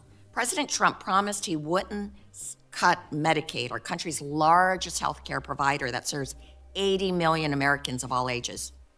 But Republicans have already gone back on this by ordering the House Energy and Commerce Committee to reduce spending by $880 billion. There is no way to make cuts this deep without slashing Medicaid, using our constituents' health care to pay for billionaires' tax cuts. Yes, there was a podcast by an economist called the Pitchfork Economics. It's called Pitchfork Economics, that all these billionaires over here need to start acting like the pitchforks are coming for them, because if they don't, the pitchforks are gonna come for them. So it's in their best interest to let us tax them out of existence, because it will be a very violent revolt. And Trump seems to try to want to accelerate it. Just throwing that out there. Fewer Medicaid dollars, states will be forced to make the power grab, life-altering cuts. In my district alone, nearly 135,000 of my constituents, which includes mostly children and seniors, could be at risk of losing their Medicaid coverage. And that is way more than the population of a city. And this proposal comes at a time when my district is just beginning to recover from the Eaton fire in Altadena and Pasadena, the fifth deadliest wildfire in California's history that left 17 dead, more than 20,000 homeless, and 9,500 structures and neighborhoods razed to the ground. As Republicans consider these cuts, I ask you to think of a constituent of mine. She's an 88-year-old civil rights activist and retired teacher. Last month, she lost her home of 30 years to the fire. Well, thanks to the Republican ripoff, not only will she have to begin rebuilding her life at almost 90, but she'll also have to worry about losing out on home and community-based health care services paid for by Medicaid. Kids who lost their bedroom and all their belongings in the wildfires could also lose the ability to see a pediatrician.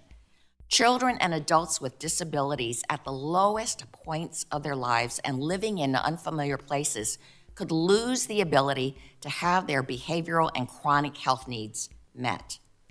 And for what? So Elon can buy a new yacht? So Zuckerberg can buy another home? So Bezos can buy another private plane? Yep. So billionaires can hoard even more of this country's wealth? My constituents deserve better. The American people deserve better. I once again voice my opposition to this Republican ripoff. Justifying tax cuts for the rich on the backs of the working class is a betrayal at its worst. I yield back. I thank the gentlelady and now yield 5 minutes. I've asked right-wingers to explain it to me. Why do you think billionaires should exist? Nobody has worked that hard. They have achieved that fortune through exploitation, leveraging their assets a lot of times, usually a lot of tax cuts, tax avoidance.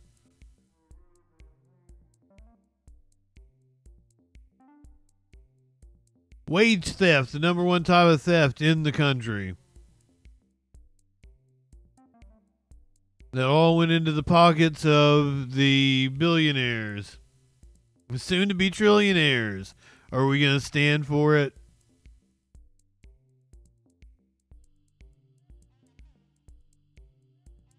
Speaking of corruption,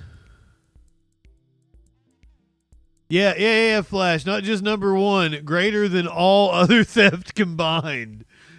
They don't make a big deal about it on the news, do they? 4 top aides to Eric Adams are set to resign as the DOJ moves to dismiss his case. Turn now to that breaking news involving the Adams administration. 4 deputy mayors just announced their resignations amid concerns about Mayor Adams' apparent closeness with Amazing. We are talking a city hall in Seraphim follows the Justice Department move to drop the mayor's criminal case, not because it was flawed, but because the investigation prevented Adams from focusing on President Trump's immigration crackdown, a move critics see as a deal to avoid potentially going to jail. The dropping of the case so angered several federal prosecutors, they resigned in protest over it. And Mayor Adams, I like the way you think, Flo. As ever, he appeared at a rally led by his Seraphim, good evening. Attacked his detractors and defended his record. Eyewitness News reporter Darla Maz live in City Hall with more on the breaking developments. Darla. David and Sandra, just as Mayor Adams was leaving this church in Brooklyn this afternoon, that rally with supporters, that is when those 4 high-level officials released. He was holding a rally? Announcing their resignation. And 2 of them, Maria Torres Springer and Chauncey Parker, they had only been in their roles for 3 months, replacing their predecessors who also resigned.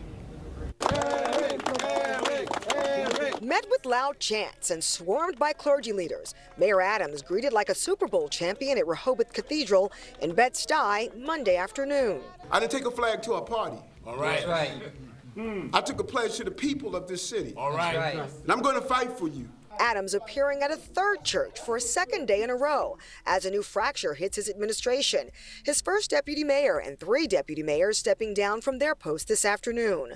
A joint statement from Maria Torres Springer, Ann Williams Isom, and Mira Josie says, due to the extraordinary events of the last few weeks and to stay faithful to the oaths we swore to New Yorkers and our families, we have come to the difficult decision to step down from our roles. The team will put out, Fabian Lee will put out a response to any change in appointments or change in assignment. The mayor's office later releasing a statement saying, I am disappointed to see them go, but given the current challenges, I understand their decision and wish them nothing but success in the future. Today's departures among what's becoming a long list of high-level officials to resign from the Adams administration. Yes. When I was indicted, people said that's the end of the administration. We're in double digits. Said that, people have lost confidence, and go back and do an analysis from the day that I was indicted to what we have accomplished. The extraordinary events from last week, the DOJ's decision to dismiss corruption charges against the mayor,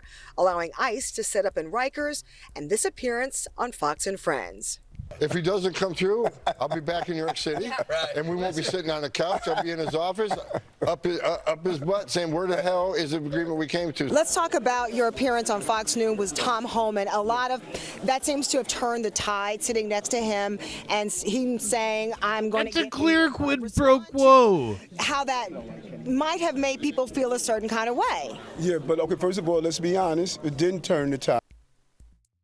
Well, he is on what we have dubbed the orgy couch, and there is no goddamn orgy that I participate in which Eric Adams and Tom Homan were a part of it. That is scary. And a lot of times I'm in on like the orgy couch.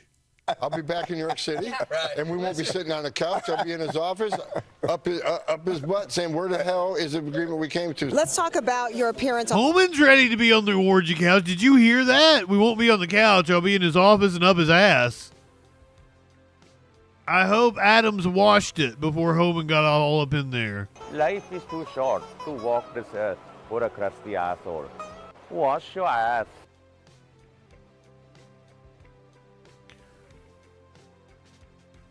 Homan is totally into the orgy couch. Last week, the DOJ's decision to dismiss corruption charges against the mayor, allowing ICE to set up in Rikers, and this appearance on Fox and Friends. If he doesn't come through, I'll be back in New York City, and we won't be sitting on the couch. I'll be in his office, up his butt, saying, where the hell is the agreement we came to? Let's talk about your appearance on Fox News with Tom Homan. A lot of that seems to have turned the tide, sitting next to him, and him saying, I'm going to get in your butt. Respond to... I'm going to get in your butt. Might have made people feel a certain kind of way. Yeah, but okay, first of all, let's be honest. It didn't turn the tide. These are the same people who have been attacking me no matter what. Right up the butt. Fox and Friends, no matter what. And Tom came out after and stated, listen, I was joking with Eric. We were ribbing each other the entire day. Oh, he fucking meant it. Went on to say that's just what former cops do, and he found nothing offensive about that statement. In regards to the 4 deputy mayors who stepped down today, they will remain in their positions to... this is wild. Transition. And Mayor Adams went also on to say as well that New York City will move on. Reporting live in Bed-Stuy. What in the butt? Eyewitness News. Don't stop letting me sing. I said, well,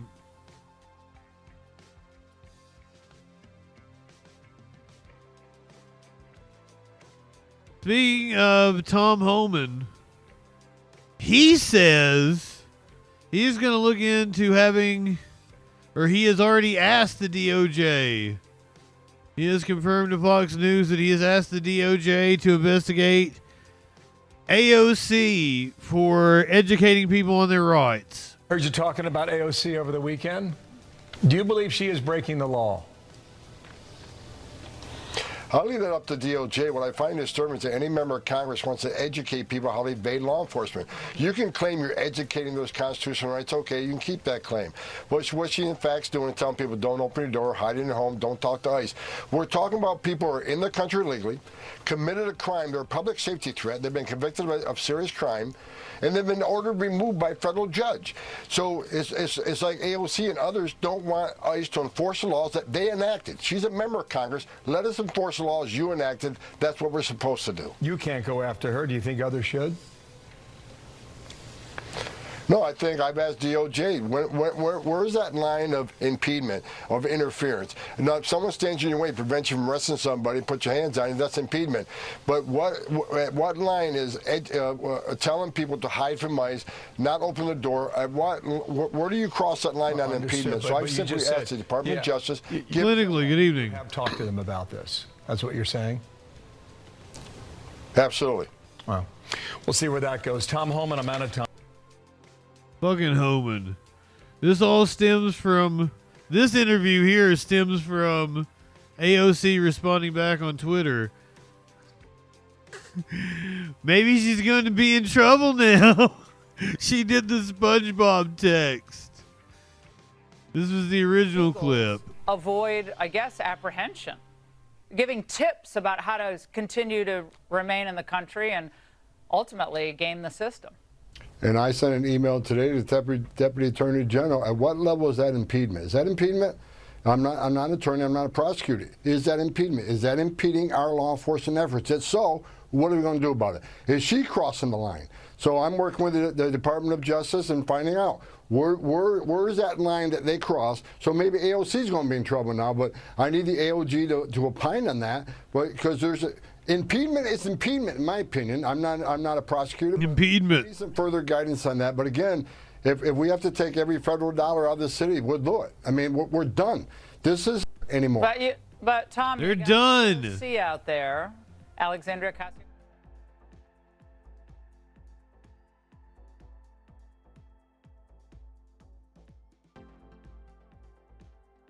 Dozens of immigration judges have been fired. At least 20 immigration judges have been fired, and that's the opposite of what we need right now. Meanwhile, part of the sweeping government cuts includes the Justice Department, which just fired 20 immigration judges. This comes as immigration courts deal with a reported backlog of about 4 million cases. I want to bring in CBS News immigration and politics reporter Camilo Montoya Galvez. All right, Camilo, break down what is happening. This is some news that's just coming into us, and what this means for the recently fired hundreds of Department of Immigration employees.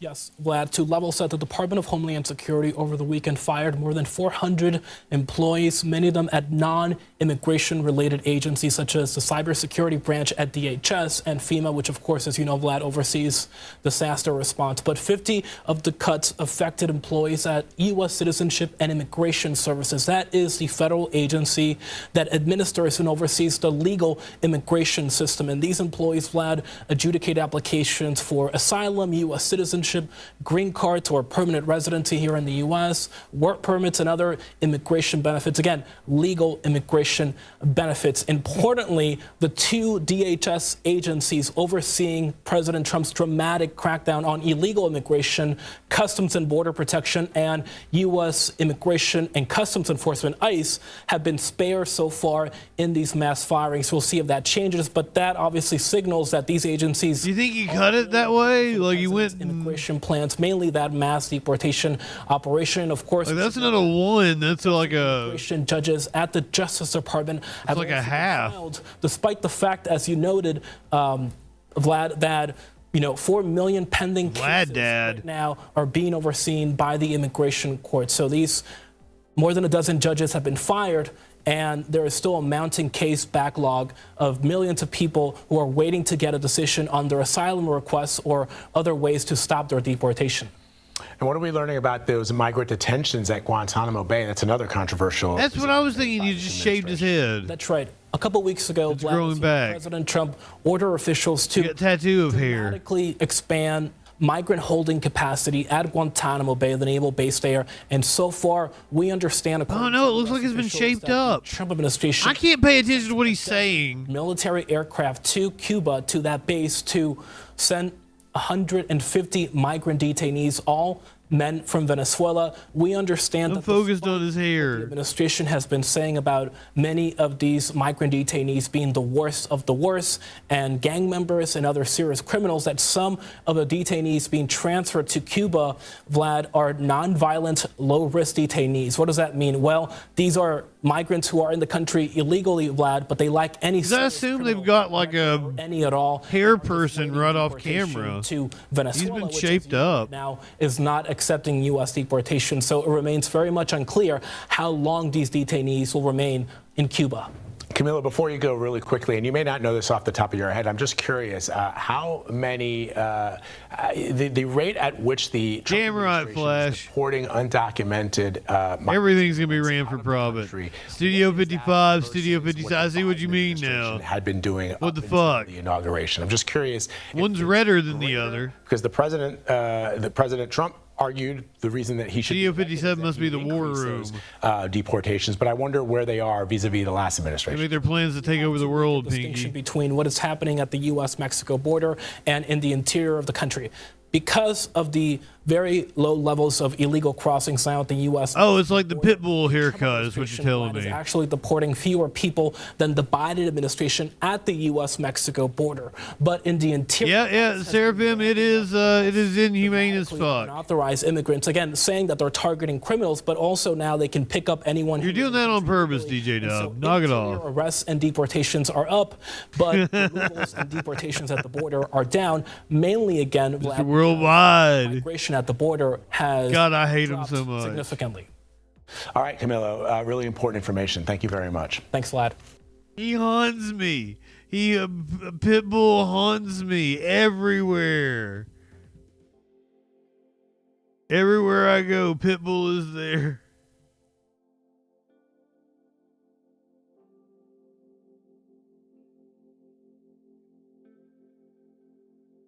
Okay, now we're going to get into the crime section of the show, so there's a content warning on the next couple of stories.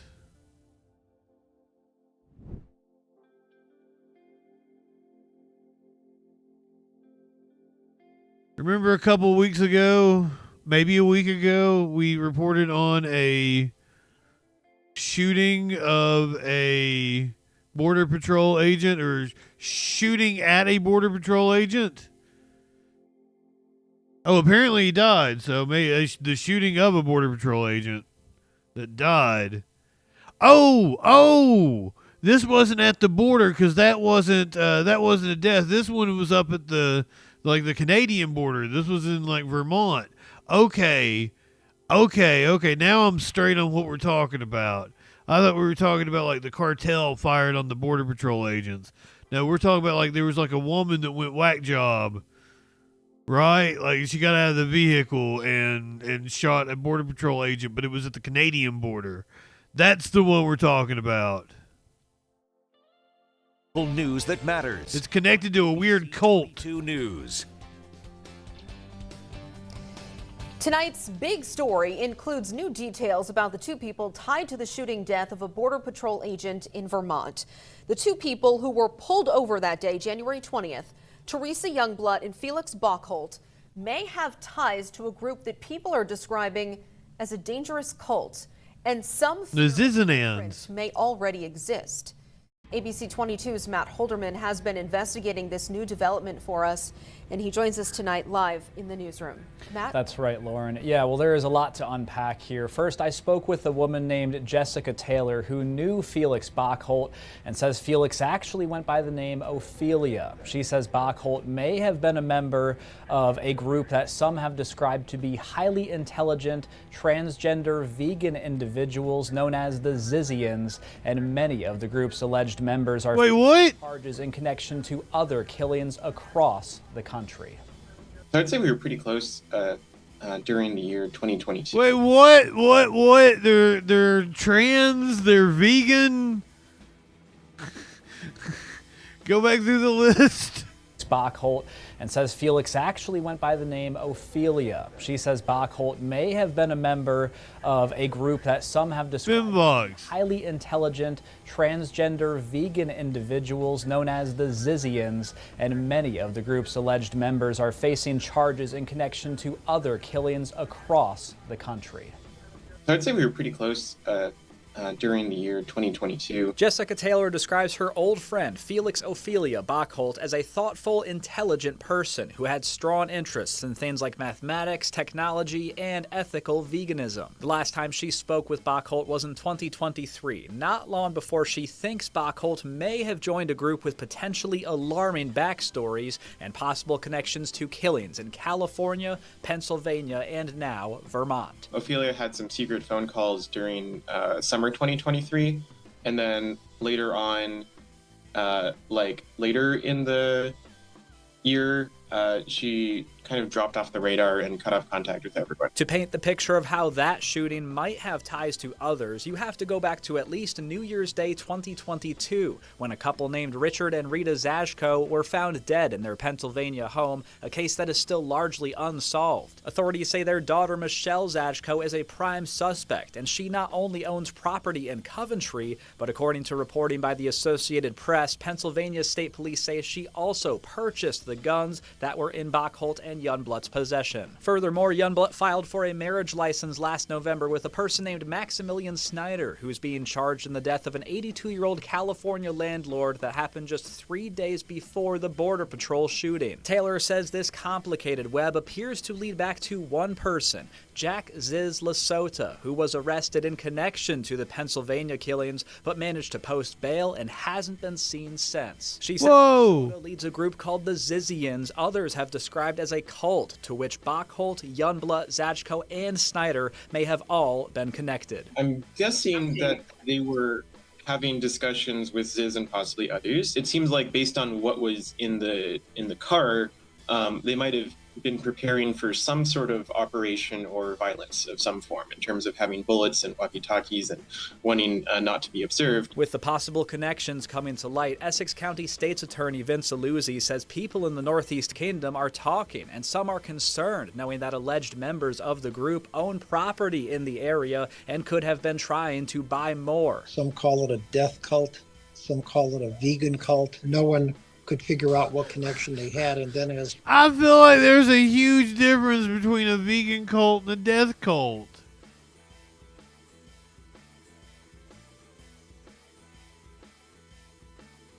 But we have several murders. more information came out, it turned out they were there to look at a piece of property in the town of Wheelock. But why were Bachholt and Youngblood looking at property in Wheelock? Some people have suggested I'm naive. The rural nature of the Northeast Kingdom, the fact that you can buy weapons without as many restrictions as in other states. So the fear was that there were... Are you telling me people have been right about these vegans all along? Or a greater foothold in the Northeast Kingdom, which somewhat freaked people out. Adding to people's fears, Aluzzi says he knows someone who went to Human the property beings. owned by Zachko in Coventry just days after the Border Patrol shooting. Someone did go to the residence, and they were met by I'm someone not high enough for this shit. cabin who was wearing a sword-type weapon, and the visitor was told to leave. It's a scary feeling. And I understand a lot of this backstory is pretty heavy, complex, and Oh, I got to pack a new one. There's not really anything in anything this. or want to read even more about what I've learned so far, you can visit our website, mychamplainvalley.com. I will be posting an article this evening. And if you tune in here again tomorrow night, I will take a deeper dive into the history of the Zizians with other investigative reporters around the country who have been following them and reporting on them for a while now. I'll have that story 24 hours from now right here on ABC 22 News at 6. Live in the newsroom, Matt Holderman. Back. Clinically, I mean, I eat bacon. I love some bacon, especially like bacon on a hamburger. But like, I prefer sausage. I had sausage and eggs and hash browns earlier. Zizians. Zizik, you can see it right above my camera there. Zizian. Z-I-Z-I-A-N. I love ham too. Yeah. One magical animal. Sounds like the made-up cult from a GTA game. Curiouser, welcome in. Is there anybody else I didn't say good evening to? I'm sorry if I missed anybody. Dimbox, I tell you good evening. Sounds like it came out of a Dr. Seuss book. The Zizians. They called them highly intelligent trans vegan cult. What makes them a cult though? The killings?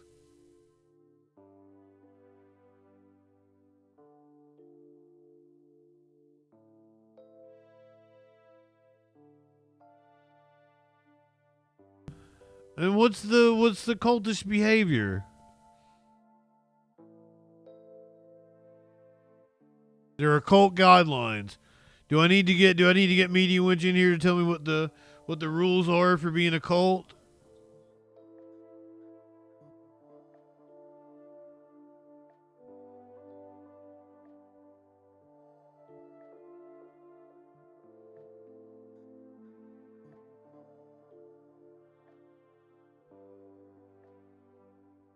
An Israeli man speaking out after being shot in Miami Beach. We got some wild footage. Now at 6, dozens of bullets fired in what's believed to be a targeted attack in Miami Beach. A father and son visiting from Israel hit by gunfire because police say the suspect thought they were Palestinian.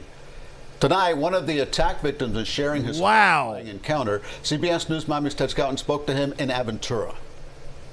According to police, the suspect told them that he shot at them because he thought that they were Palestinian. I spoke to the son who explained what happened through an interpreter. He also tells me his dad is still very traumatized. He got the bullet to the shoulder.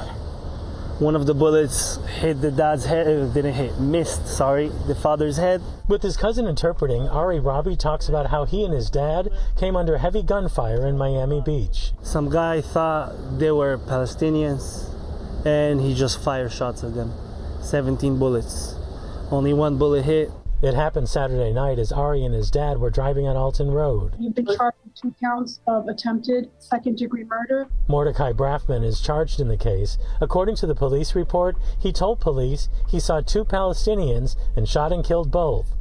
Both survived and were not seriously hurt. This is a mostly worrisome event. Wilfredo Ruiz is with the Council on American Islamic Relations. This is a hate crime where someone was randomly attacking people who he thought were Palestinians or Arabs. This was a terrorist act. He wants to hear from the FBI as well as the mayors of Miami Beach and Miami-Dade. We need the feds involved. Did he act alone? Was he part of a hate group? We don't know. Sexy. It is up to the authorities to inform us that. As for Ari, he's grateful he survived. Last thing he wants to say is, thank God for life. And a life shouldn't just be taken away from anyone. Doesn't matter who you are, what religion you are, or what you are. Your life shouldn't be taken away like that, and you should just live in peace. Miami Beach police tell me that they're working with the state attorney's office. Apparently that this is going to be enhanced to a hate crime. Meanwhile, I reached out to the mayor of Miami-Dade, the mayor of Miami Beach, as well as the FBI. I'm still waiting to hear back. In Aventura, Ted Scouten, CBS News Miami. What? This is... The victims posted on Facebook. Death to Arabs. Jewish man mistakes 2 Israeli tourists for Palestinians. The victims reportedly posted death to Arabs on social media after shooting white suspect held on attempted murder charges. According to arrest documents, at 9:30 p.m. on Saturday, surveillance video appeared to show Mordecai Braffman, 27, getting out of his truck and opening fire with a semi-automatic handgun. While in custody, Braffman spontaneously told detectives that while he was driving his truck, he saw 2 Palestinians and shot and killed both. He did not kill them, luckily. Law enforcement officials did not confirm if the victims were in fact Palestinians, and the Miami Herald, they were Israeli, reported that they were actually 2 vacationing Israelis. Facebook posts after the shooting show Rabi at Miami's Jackson Memorial Hospital. The outlet reported that as of Monday afternoon, Brabham, the alleged shooter, was being held at the Miami-Dade Correctional Center. Further complicating the incident, one of the injured men reportedly posted death to Arabs in a message on social media after the shooting. My father and I went through a murder attempt against anti-Semitic background. The Council on American Islamic Relations Florida chapters called for federal hate crime charges in the shooting. It's deeply ironic and telling that both the alleged pro-Israel perpetrator and the pro-Israel victim in the Miami Beach shooting reportedly hold racist anti-Palestinian views.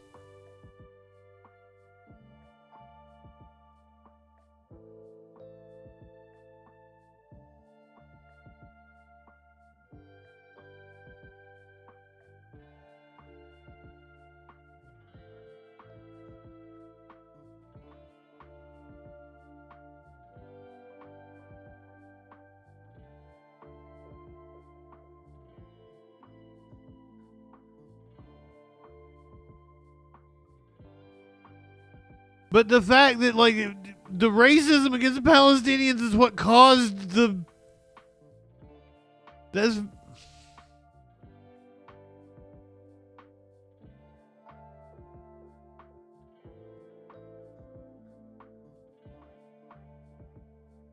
I tell you who is smart. Truck drivers, serial killers.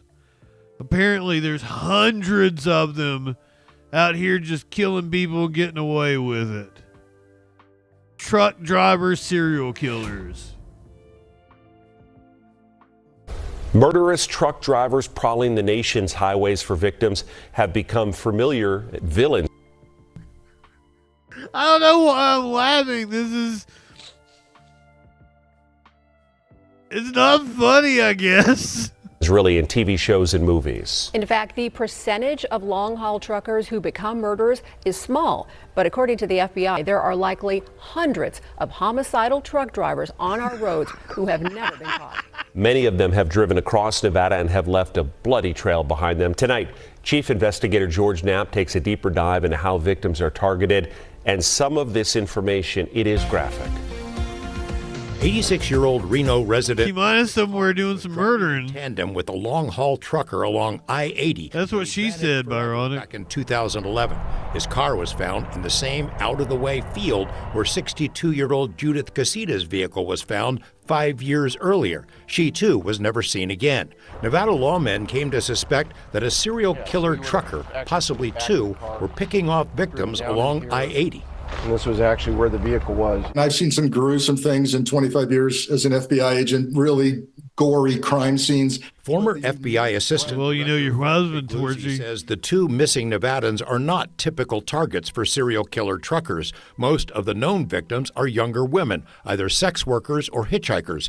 Figluzzi learned about the killers and their most victims by digging into a bureau program called the Highway Serial Killings Initiative, established in 2009, and learned even more by riding shotgun with truckers over thousands of miles, research that produced his best-selling book, Long Haul. By studying it's a book plug and truckers themselves, my apologies, estimates there could be 450 long-haul truckers who are serial killers, probably more. Many are sexual predators. Some just like to kill. One indeed likes to control the outcome and loves the power and will prolong torture. I mean, it's content for me. Other horrors, but the other one, George, the other kind of serial killer. Oh, he's a fucking book plug. Kill. He enjoys that power of life and death, and he kills quickly. He's killing. Somebody should check this dude's hard drive. A mass murderer rumbling down the highway in a multi-ton traveling crime scene has been used in several TV shows and in movies, including the thriller Suspect Zero. But sometimes this is a plug for a TV show too, wasn't it? Truck driver Chester Todd was suspected by the FBI of multiple rapes. Chester the molester. But he went on the run in 1996 and didn't surface until 2011 in Las Vegas, where he'd been living under an assumed name. Another serial killer truck driver, Wayne Allen Ford, oh my God, breast in his pocket when he turned himself in to California police in 1998. He admitted to 4 murders. 3 of his victims had been dismembered. He had a breast in his pocket. He had a titty in his pocket. A titty slap! Come on now. He could just pull it out and slap it any time. 2011 in Las Vegas, where he'd been living under an assumed name. Another serial killer truck driver, Wayne Allen Ford, had a severed breast in his pocket when he turned himself in to California police in 1998. He admitted to 4 murders. 3 of his victims had been dismembered. The body of he looks like the kind of guy that have a dismembered breast in his pocket. Look at him. I don't want to say I love this guy, but like this is 26-year-old Tina Gibbs of Las Vegas was found in Northern California, not far from Ford's home.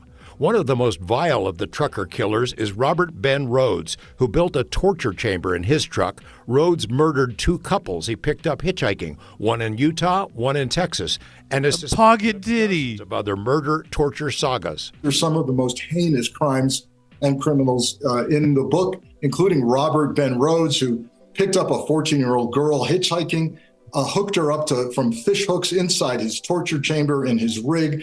Over the course of several weeks across many states, raped and tortured her, leaving her for dead in an abandoned farmhouse. The most common and most vulnerable pool of victims are the so-called lot lizards, which is the crude name drivers use for the sex workers who ply their trade in the nation's truck stops.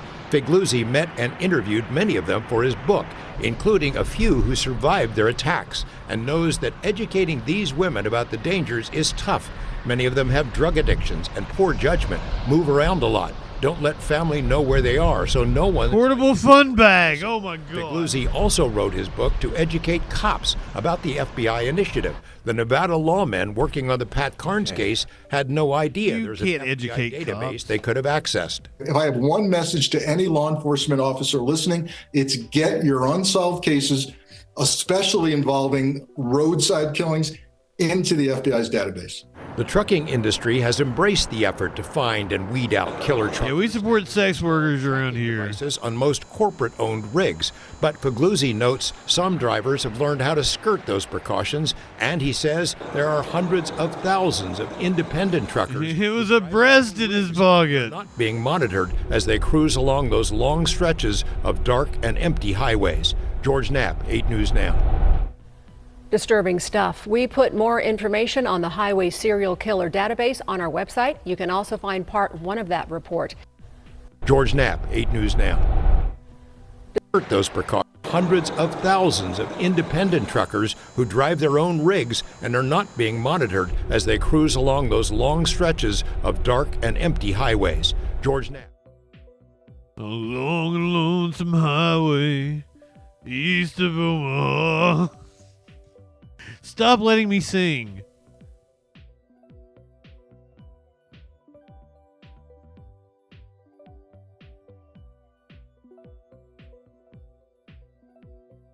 Are you sure your Hubs isn't a truck driver serial killer?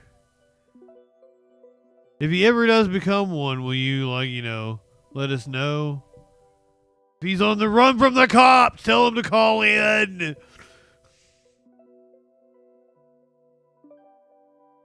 The driver has been hospitalized after they crashed into a downtown salon in Boston.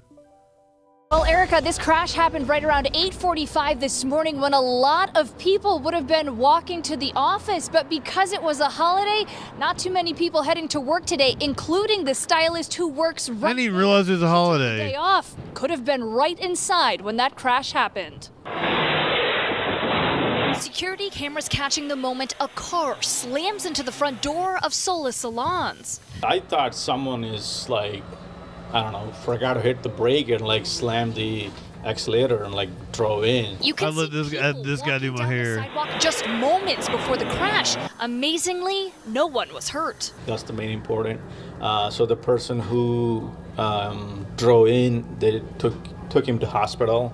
Luckily, we had minor damage, not a big damage. So this isn't a real holiday. Pramod Yadav manages Solis Salons on Cambridge Street, right across from City Hall. There's only one real holiday. They've had a medical in our chat. For the crash. I felt sympathy for the person, and in the beginning I was like, oh my God, what is he thinking? Because he just barely missed the fire hydrant. He says because of the 420 also, yeah. This space where the car hit took the day off. Thank God everything happened for a reason. She didn't work and this happened. Is perfect. He estimates a couple thousands worth of damage, but says he has insurance for that. Grateful everyone is okay. This year's the 5th anniversary of the Troll Patrol on 420. It's just a small window, not the big window. Otherwise the person probably would have been inside. God damn. Now, the official cause of the crash remains under investigation. She is bundled up. Emily Maha, WCVB News Center 5. Wait. Emily Maha. Wait, what was the story that we watched last night that I was fascinated with her name, Emily Maha? Cause of the crash remains under investigation. Live in Boston, Emily Maha, WCVB. We had Emily Maha last night.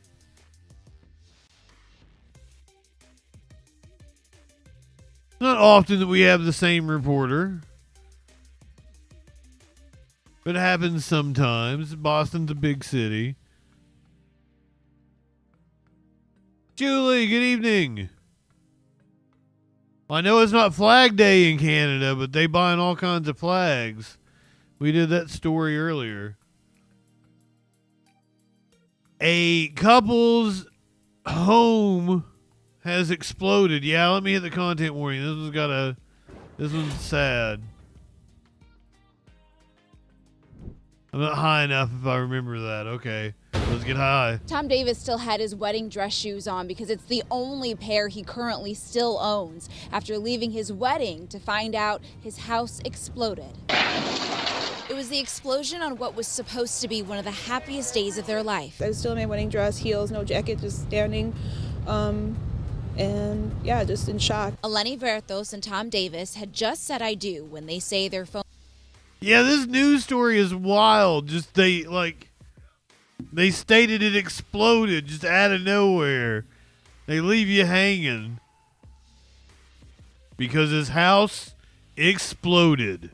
Still had his wedding dress shoes on because it's the only pair he currently still owns after leaving his wedding to find out his house exploded. It was the explosion on what was supposed to be one of the happiest days of their life. I was still in my wedding dress, heels, no jacket, just standing. And yeah, just in shock. Eleni Verthos and Tom Davis had just said I do when they say their phones started lighting up with calls that their house on Central Avenue in Cicero was destroyed. Our first concern, of course, was our cats.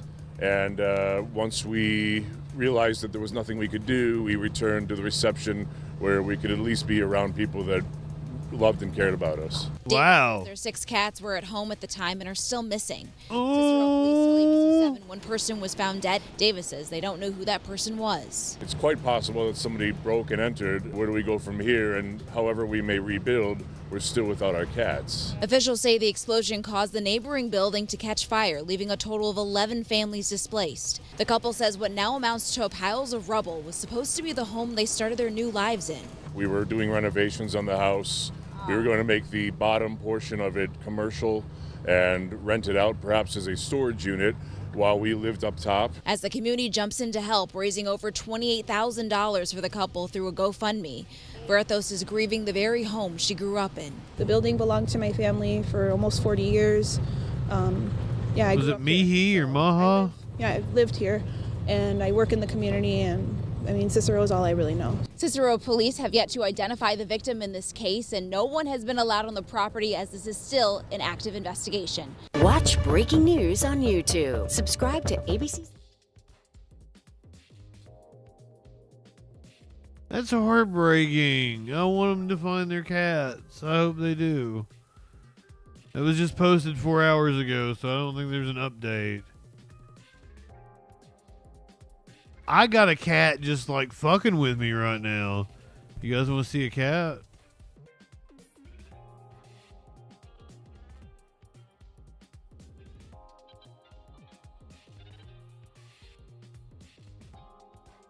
Oh, he's on to me. He knows I'm coming for him. He's like right here.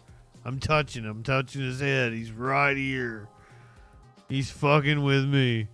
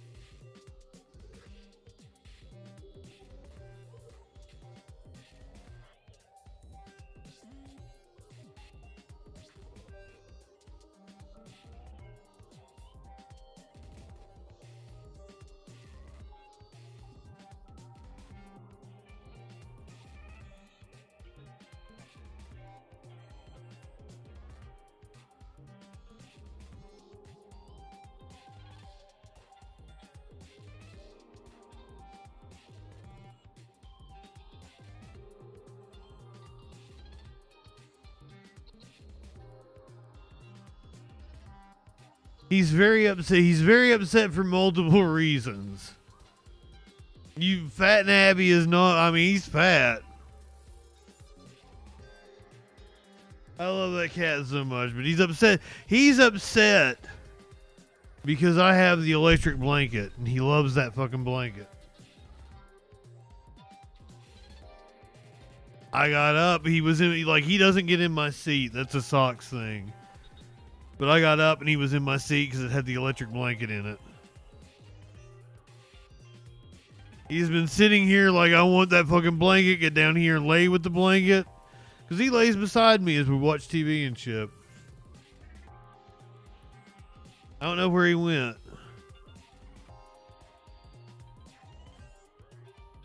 Quesadilla, good evening. God, their house exploded.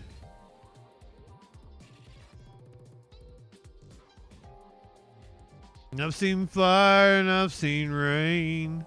Stop letting me sing. But the death toll has risen following the rains in eastern Kentucky. God damn, I'm horrible. While we gear up for the cold, severe weather is impacting millions of people in the southeast right now. More than 8 inches of rain fell in parts of Kentucky, leaving most areas of the state under flood warnings. You can see cars submerged in several feet of water, and first responders have had to rescue more than 1,000 people so far. Governor Andy Beshear says at least 11 people have died. We've dealt with in at least a decade. Virginia, West Virginia, and Tennessee are also recovering from floods. And a bit further north, another storm is on its way. Fallen in parts of New York State and Vermont. Another storm is headed towards the East Coast. A massive mudslide has taken place in Fleming Neon, Kentucky. This is aerial footage.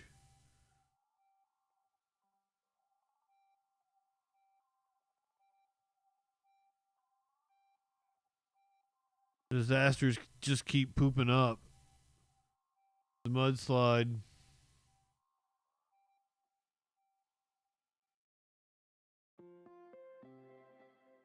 These poor people's backyard, they look like they're flooded and they've got the mudslide in the backyard. While we're also cutting FEMA. Let's get a Smokey. He's right here.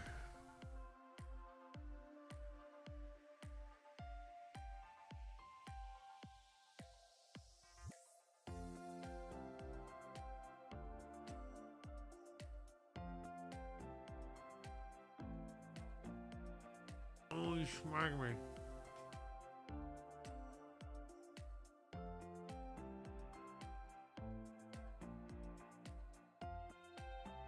Okay, I really need to pee, so I want to pee before I smoke some.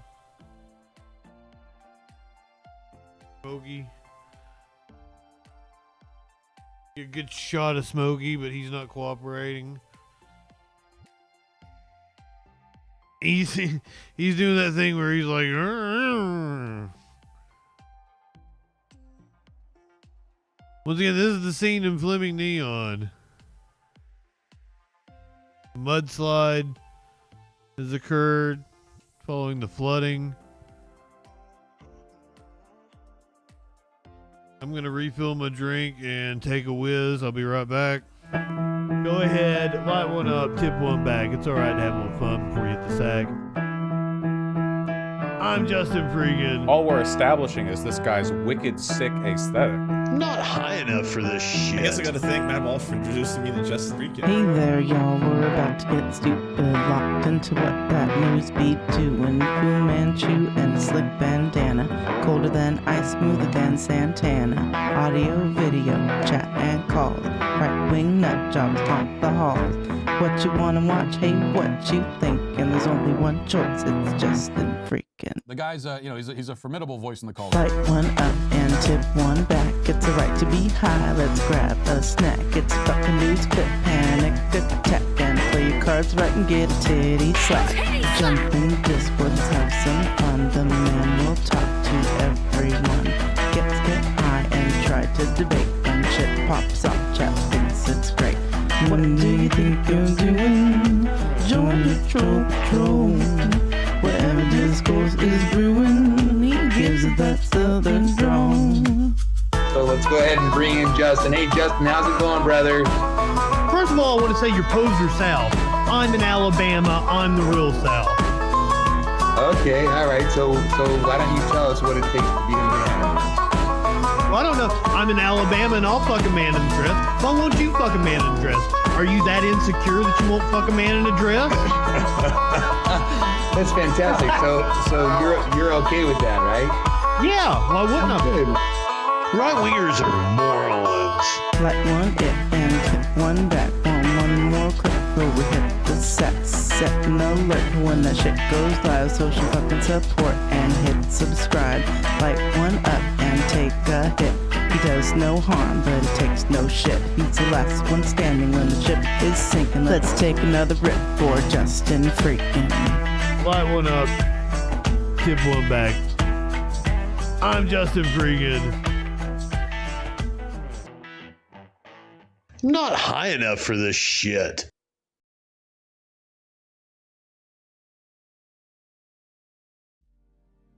Where are we at? I'm supposed to smoke some weed. I don't think there's any in here either. I got whenever I'm gonna smoke out of, I gotta put weed in it, unfortunately.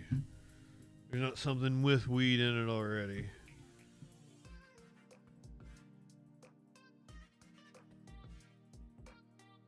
There's a skit on the first season of SNL where Chevy Chase is playing Gerald Ford and he's rolling a joint and he's having a horrible time doing it because he's stupid, right? That's the whole nuance to Chevy Chase playing Gerald Ford. He's gonna try out pot because they're voting on whether to make it, to criminalize it. That's when it was criminalized, I do believe.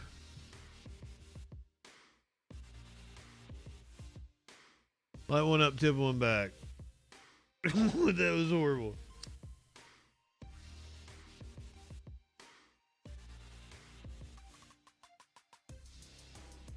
We're gonna do the concert for Live Music Monday tonight. The SNL 50th concert.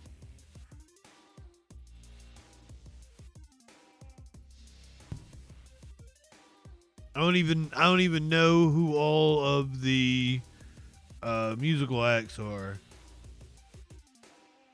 So we did Landslide in Kentucky. I think this is in Colorado. Where's the Loveland Pass? I don't even know. It happened in some place called Loveland Pass. I can't tell you where that is. Moments for a driver on Loveland Pass this weekend. He was swept up in an avalanche on the road. This happened at the Seven Sisters Slide area Friday evening near Loveland Ski Resort. 9 News reporter Rachel Krause is joining us this evening. And Rachel, you spoke with some of the rescuers who were called in to help. Yeah, Alpine Rescue Team was one of a number of agencies called in to help after a driver was pushed off the road by an avalanche. Thankfully, he's fine. By an avalanche? Well, these incidents are in Colorado. They're really unusual. It's exceedingly rare that anything like this happens. Avalanches in February are common for Colorado. It's the deadliest month for them, according to the Colorado Avalanche Information Center. But on Friday, Steve Wilson with Alpine Rescue Team got a call he didn't expect. Mother Nature happened. Wilson says natural avalanches were coming down on Loveland Pass. Not unusual at all, but it's very rare that a car gets hit like happened on Friday night. A pickup truck was swept over. An avalanche swept through the Seven Sisters area, taking the truck with it. It just sort of pushed it right off the road. Oh, damn. Paths are, steep gullies that go down to the road, and it doesn't really take a lot of snow to push a relatively small vehicle over. Alpine Rescue and other teams were called in to help. They were able to get a drone up in the air and basically get the license plate of the vehicle from that had tumbled down the hill. And from that, we were able to track down the driver and find out that they were safe. They were also able to confirm that there were no other vehicles caught in the slides. The driver was able to get out on his own. Bystanders helped him to safety. Wilson says with holiday traffic clogging roads, this could have been worse and likely would have been 20 or 30 years ago. Would have been much bigger, would have been much more dangerous. a lot more snow. But modern forecasting, modern mitigation means that when these rare natural slides happen while cars are around, you know, they're just that much smaller. Wilson says even a small slide can be dangerous. Damn it, Wilson. And his driver can walk away after being pushed off the road by an avalanche, he says is amazing. I'd say that guy is pretty lucky. I'm sure he had a few things to say to people upstairs, Mother Nature, you know, but yeah, I'd say he's pretty lucky. Alpine Rescue Team says you are far more likely to run into bad drivers and traffic jams on those stretches over winter than an avalanche on the road. But they say if it were to happen and your car is buried by an avalanche, stay in the car and wait for help. If you're able to get out safely, though, that might help rescuers to find you faster. Rachel Grouse, 9 News. I think lucky is the right word with this particular situation, considering the length of the football field, half length that the car got pushed. I mean, my goodness. All right, He's so lucky. Stop letting me sing. Stop. Stop it.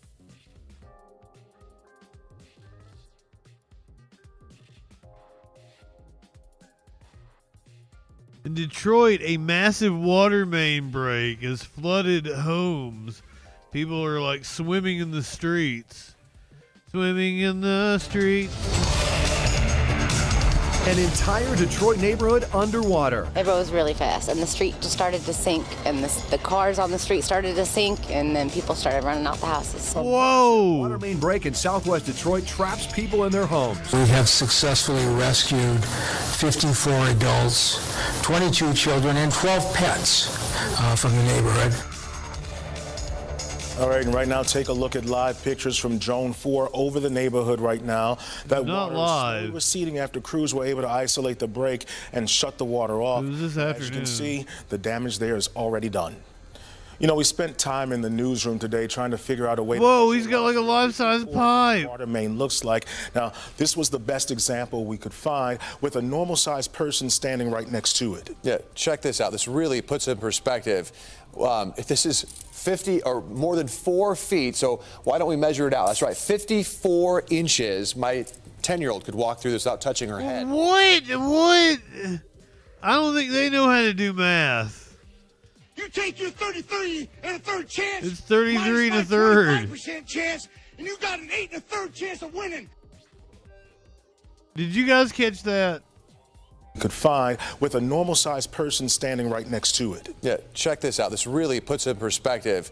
If this is 50 or more than 4 feet, so why don't we measure it out? That's right, 54 inches. My 10-year-old could walk through this without touching her head on the top of that pipe. That's how large this pipe is, where the water's gushing from. Yeah, you know, Ty, the water main break happened on Beard Street, but the water spread all across the neighborhood, by our count covering about 15 blocks over there. We're going to kick off our coverage tonight with Erica Erickson, live in that neighborhood. So, Erica, this is devastating 33 and a third. for so many neighbors who live in that area. Oh, absolutely. We're finally able to walk down the street. We're on Lafayette near Green. You can see trucks are finally able to get down. We're seeing tow trucks. The Salvation Army is out here. I mean, we spoke to one neighbor who only had a little bit of water in his basement, but just one of the very few. The good thing that jet fuel doesn't melt steel beams, right? Affected by this. Temperatures in the teens. It's been a nightmare. This, the widespread mess outside, from the sky and inside. Just one of about 150. I was thinking the same thing clinically, but it was like close enough. Day Monday. Frigid water 3 to 4 feet deep, filling the streets from Lafayette up to, ironically, Waterman. The massive 4 inches and built in 1930, bursting, officials believe, just before 2 a.m. The worst the city's ever seen. It was like water rushing into the house, and then the basement started flooding. It only started at like 2 feet, which wasn't that bad. You know, I thought it was like any other. Who cut his hair? His neighbor and his family, rescued on Army Street, says the freezing water hit his waist. I didn't have no equipment on, so I rushed back into the house because I couldn't handle the.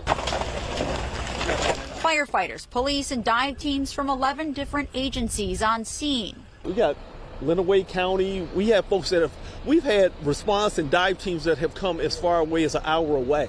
Going door to door, seen rescuing families and their pets on their shoulders, in boats, and even inside front loaders. We're usually in bodies of water. We didn't expect to be in a neighborhood And slush. Doing rescues in the neighborhood. City water officials, the mayor, police chief, and Great Lakes Water Authority on site and later updating the community. The main shut off, the water greatly receding. Next steps, getting neighbors to temporary housing along with their pets. We are now moving into mode of making sure every single family in every one of those homes is safe. Now, the cause of that break, we don't That's usually know where yet. I More come. information hopefully coming soon. The city wants to remind everyone temporary housing is being provided for people and their pets, even transportation. If you have any questions or you need help or you need resources, there's one number to call for all of that. It's 313-774-5261. The tits are more fun. You can always go to clickondetroit.com. We've got that information there too. I want to go to our live drone right now so you can see just how widespread this damage is. It's about 7 streets and again 150 homes. So many people we spoke to said they were trapped in there. There was one man who had to be rescued from the hood of his car. Again, people could not even. What are you measuring 10-year-olds the water for? Was frozen. It's been 17, 18 degrees all day today. Again, we had Detroit police, fire. That sounds right, but I don't know enough about 10-year-olds. Responding. So I will say this response to this has been massive, and that was good to see. Also, neighbors helping neighbors. Back to you. Yeah, all that water and then all that ice. What a terrifying situation. We hope that everything gets cleaned up quickly, but we know this is going to take a while. Erica, thank you. That sounds like the opening to a rap song. All that water and all that ice. What is wrong with me tonight? I don't know. This feels out of place. I feel like I should skip this.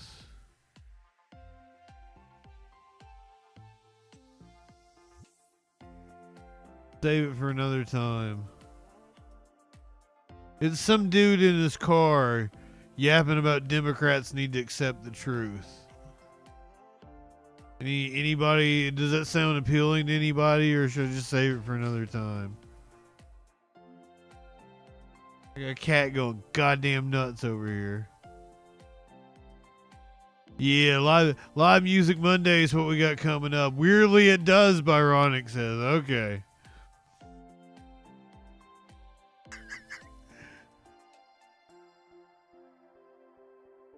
It's not very, it's like 4 minutes.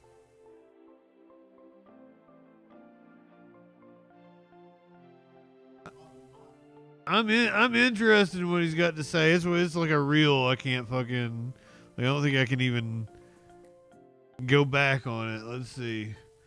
We believe in lies. Guys, here are some truths for you that you couldn't handle in 2020 that maybe you're able to handle now. Black people can be racist. Trump and Joe Rogan are not racist. Nobody cares that you're black, brown, or even a woman. Toxic masculinity is not a thing. George Floyd would still be alive today if he would have just complied and not overdosed on fentanyl. Black Lives Matter was never about black lives. It was about swindling money from you. And it was ran by 3 lesbian women whose mission statement literally said to dismantle the heterosexual household and replace it with a homosexual agenda. Our southern border is where most sex trafficking of women and children take place, and is one of the biggest reasons why Trump wanted to build a wall there to stop women and children from being. I thought it was like Atlanta. Sold. And lastly, COVID vaccines don't work, masks don't work, and guns don't murder people. Stupid people with guns murder people. Oh yeah, and there's only 2 genders.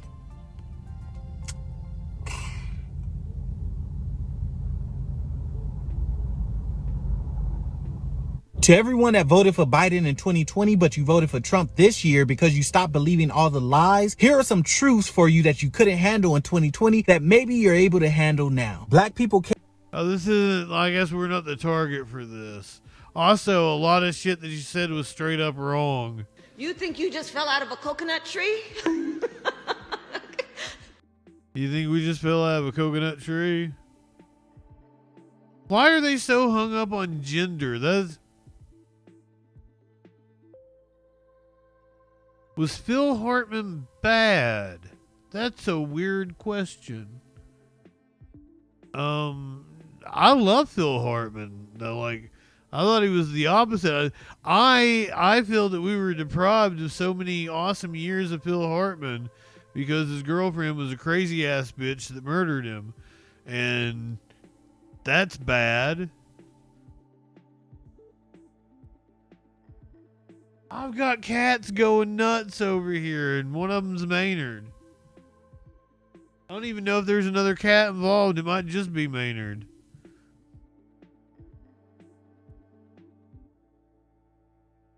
We're doing the SNL 50th anniversary concert for Live Music Monday here in about 5-10 minutes. Last night was the 50th anniversary special on a Sunday, not a Saturday. Well, the hottest ticket of the weekend was for the Saturday Night Live 50th anniversary special. Stars from throughout SNL history packed the red carpet. And the show itself was packed full of stars as well. Yeah, every big name you can think of probably was either performing or there in the audience to watch. Super Bowl winner Peyton Manning got There's a shit ton of celebrities. and Amy Poehler a question during a Q&A halfway through the show. He asked if the head of the SNL, Lorne Michaels, was going to retire. When they said that he wasn't, Peyton said that was good because retirement isn't that fun and, quote, sucks getting old. And the opening number was a blend of young and old. Paul Simon performed with Sabrina Carpenter singing the song Homeward Bound, which originally was released in the mid-1960s. Check it out. I sang this song with George Harrison on Saturday Night Live. You shouldn't check it out because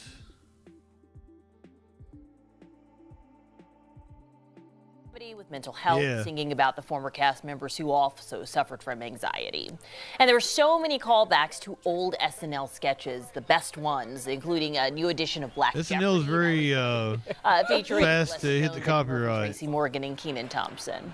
All right, Shanice, you're our returning champion, so you pick. Let's go with Look Ahead. Yeah, they're very upset about this skit. The right wing Your 11-year-old is asking for something while you on the phone. Shanice, what is Look Here? You this close. This close. That's right. That is right. Yep. That's pretty accurate. Love to see Leslie Jones. Adam Sandler's song was the best song of the night. Some heartstrings. Adam Sandler paid tribute to the late Chris Farley and Norm Macdonald with a song. He appeared to be fighting back tears as he sang.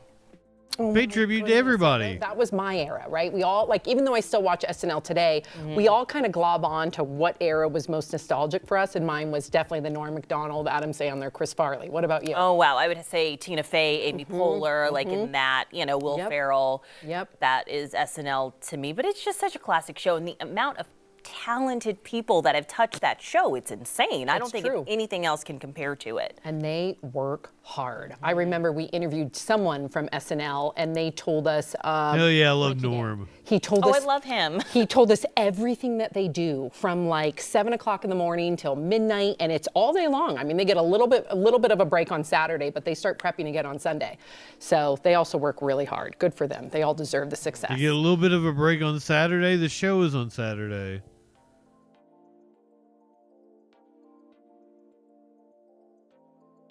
The right wing is upset about the skit that you just saw with Kenan. They did not show the part that the right is upset about. SNL thought it would be groundbreaking comedy to portray Trump voters as racist rednecks. This is not the B. The majority of Americans are racist and Trump is racist. What a funny joke. Never heard that before. Who the heck is still watching this show? Sad to see how far my man Kenan has fallen since his prime on Nickelodeon's All That. That was Kenan's prime. So here are some right-wing personalities. Oh my God. Ha ha ha, do you get it? It's because the host is black and Trump supporters are racist. Great job, show writers. You are so funny and original and relatable. How do you come up with this genius stuff? Clay Travis said for its 50-year anniversary special, SNL had... Oh my God. Oh, don't do that. Maynard is scratching his claws on the wall and it's making a horrid noise. Maynard. He's a wildcat tonight. What's wrong with him? He's upset because I picked him up. Fun fact, Trump's 2024 election win was the least racially divisive American election since 1964. I don't know what that means.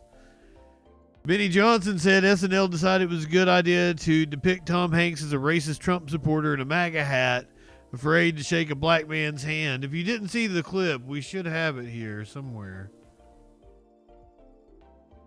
Oh, do I not have the clip? There's an issue loading the tweet. Well, shit. Hold on a second.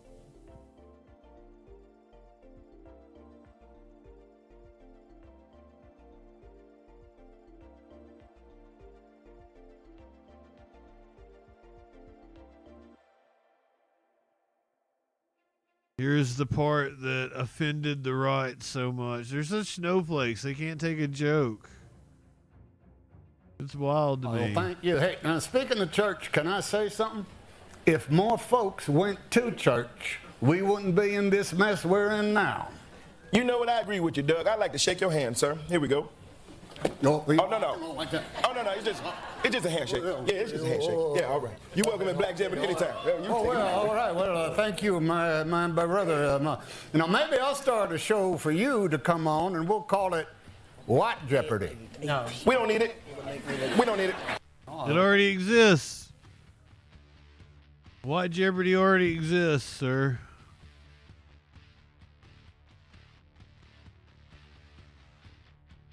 John Mulvaney had a stand-up bit where he said only 2 celebrity hosts have committed murder.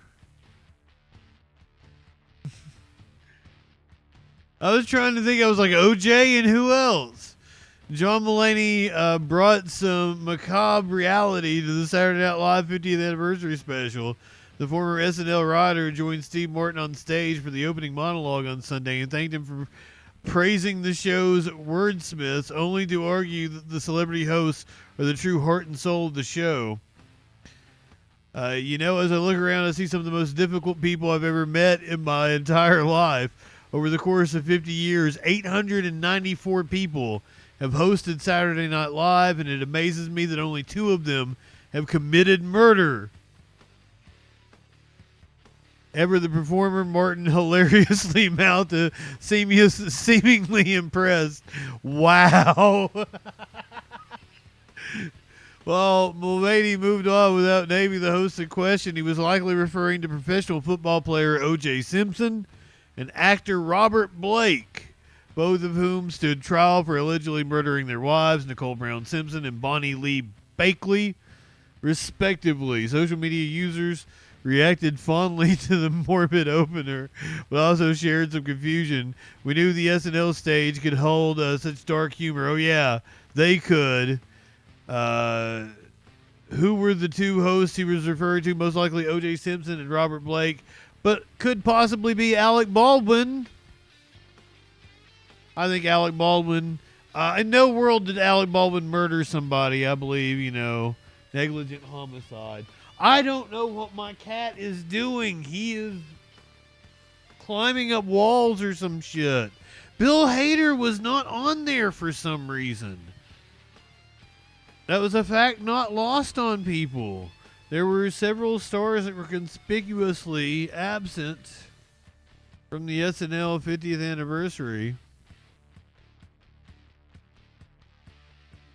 Saturday Night Live's 50th anniversary show was packed full of cast alumni on Sunday. I enjoyed the fact that Molly Shannon was a big part of the show. Cecily Strong made an appearance. I was very happy that took place. Unlike Bill Hader, who politely declined to attend due to a long-standing scheduling conflict, past SNL stars like Dan Aykroyd, Dana Carvey, and Colin Quinn missed the show without explanation. It's very... Chevy was there, but he was not involved in the show in any way. He was, other than the outro. He's standing there and... is it Paul Simon doing the outro? Says the not ready for primetime players, and the remaining cast members, Jane Curtin, Lorraine, they had a picture of Gilda. Chevy was there, but apparently not Dan Aykroyd. Aykroyd's agent told Puck News that the comedian won't be there ahead of the show, though the star did take to X to encourage others to tune in. The Crystal Head Vodka founder has been active promoting his brand, which he alluded to via Instagram when he said he'd be watching SNL's 50th season premiere live from the road and in his Headmobile. It's not even the season premiere. I can't believe they showed the skit where Belushi is talking about how he outlived everybody and everybody thought he'd be the first person to die.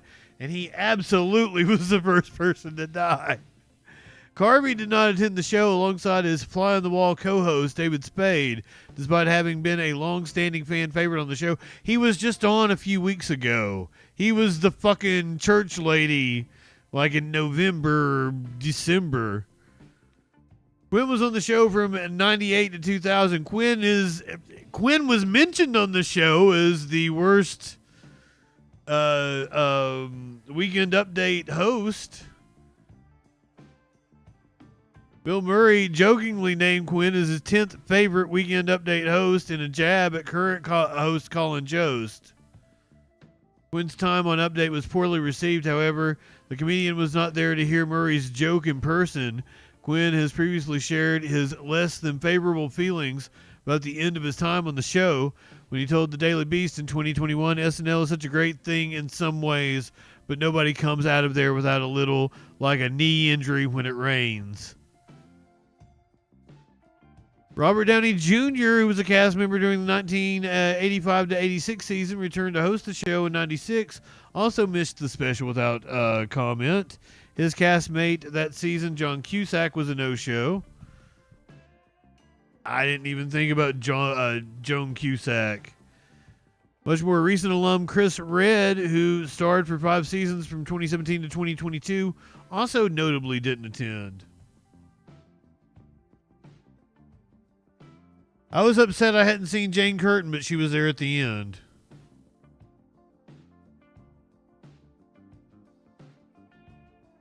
So we're gonna watch the concert that took place on Friday night here in just 1 second. But before then, I'm gonna show you a monkey directing traffic. Uy! Ayuda!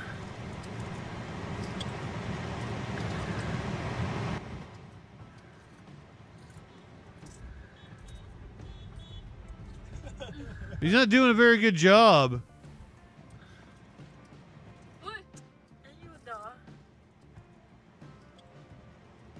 Someone should fire that monkey.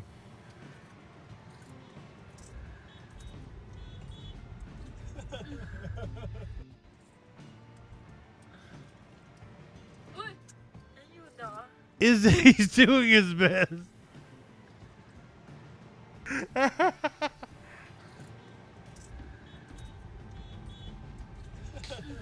I mean, is that the official monkey? Did like somebody at the government assign that monkey to do hand signal?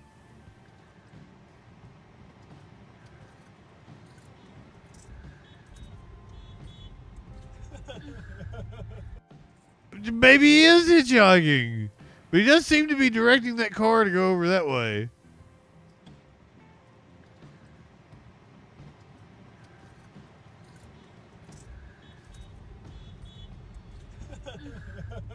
And now, did they tell, like, monkey, you need to go direct traffic at blah, blah, blah intersection?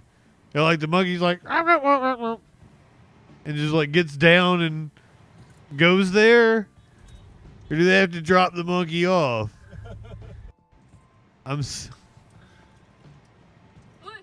If you're watching on YouTube or the podcast, we're going to say goodbye for now. Go ahead, light one up, tip one back. It's all right to have a little fun before you hit the sack. I'm JustinFREAKIN. I sound drunk, but I promise you I'm not. And I'll see you tomorrow night on the Troll Patrol, live.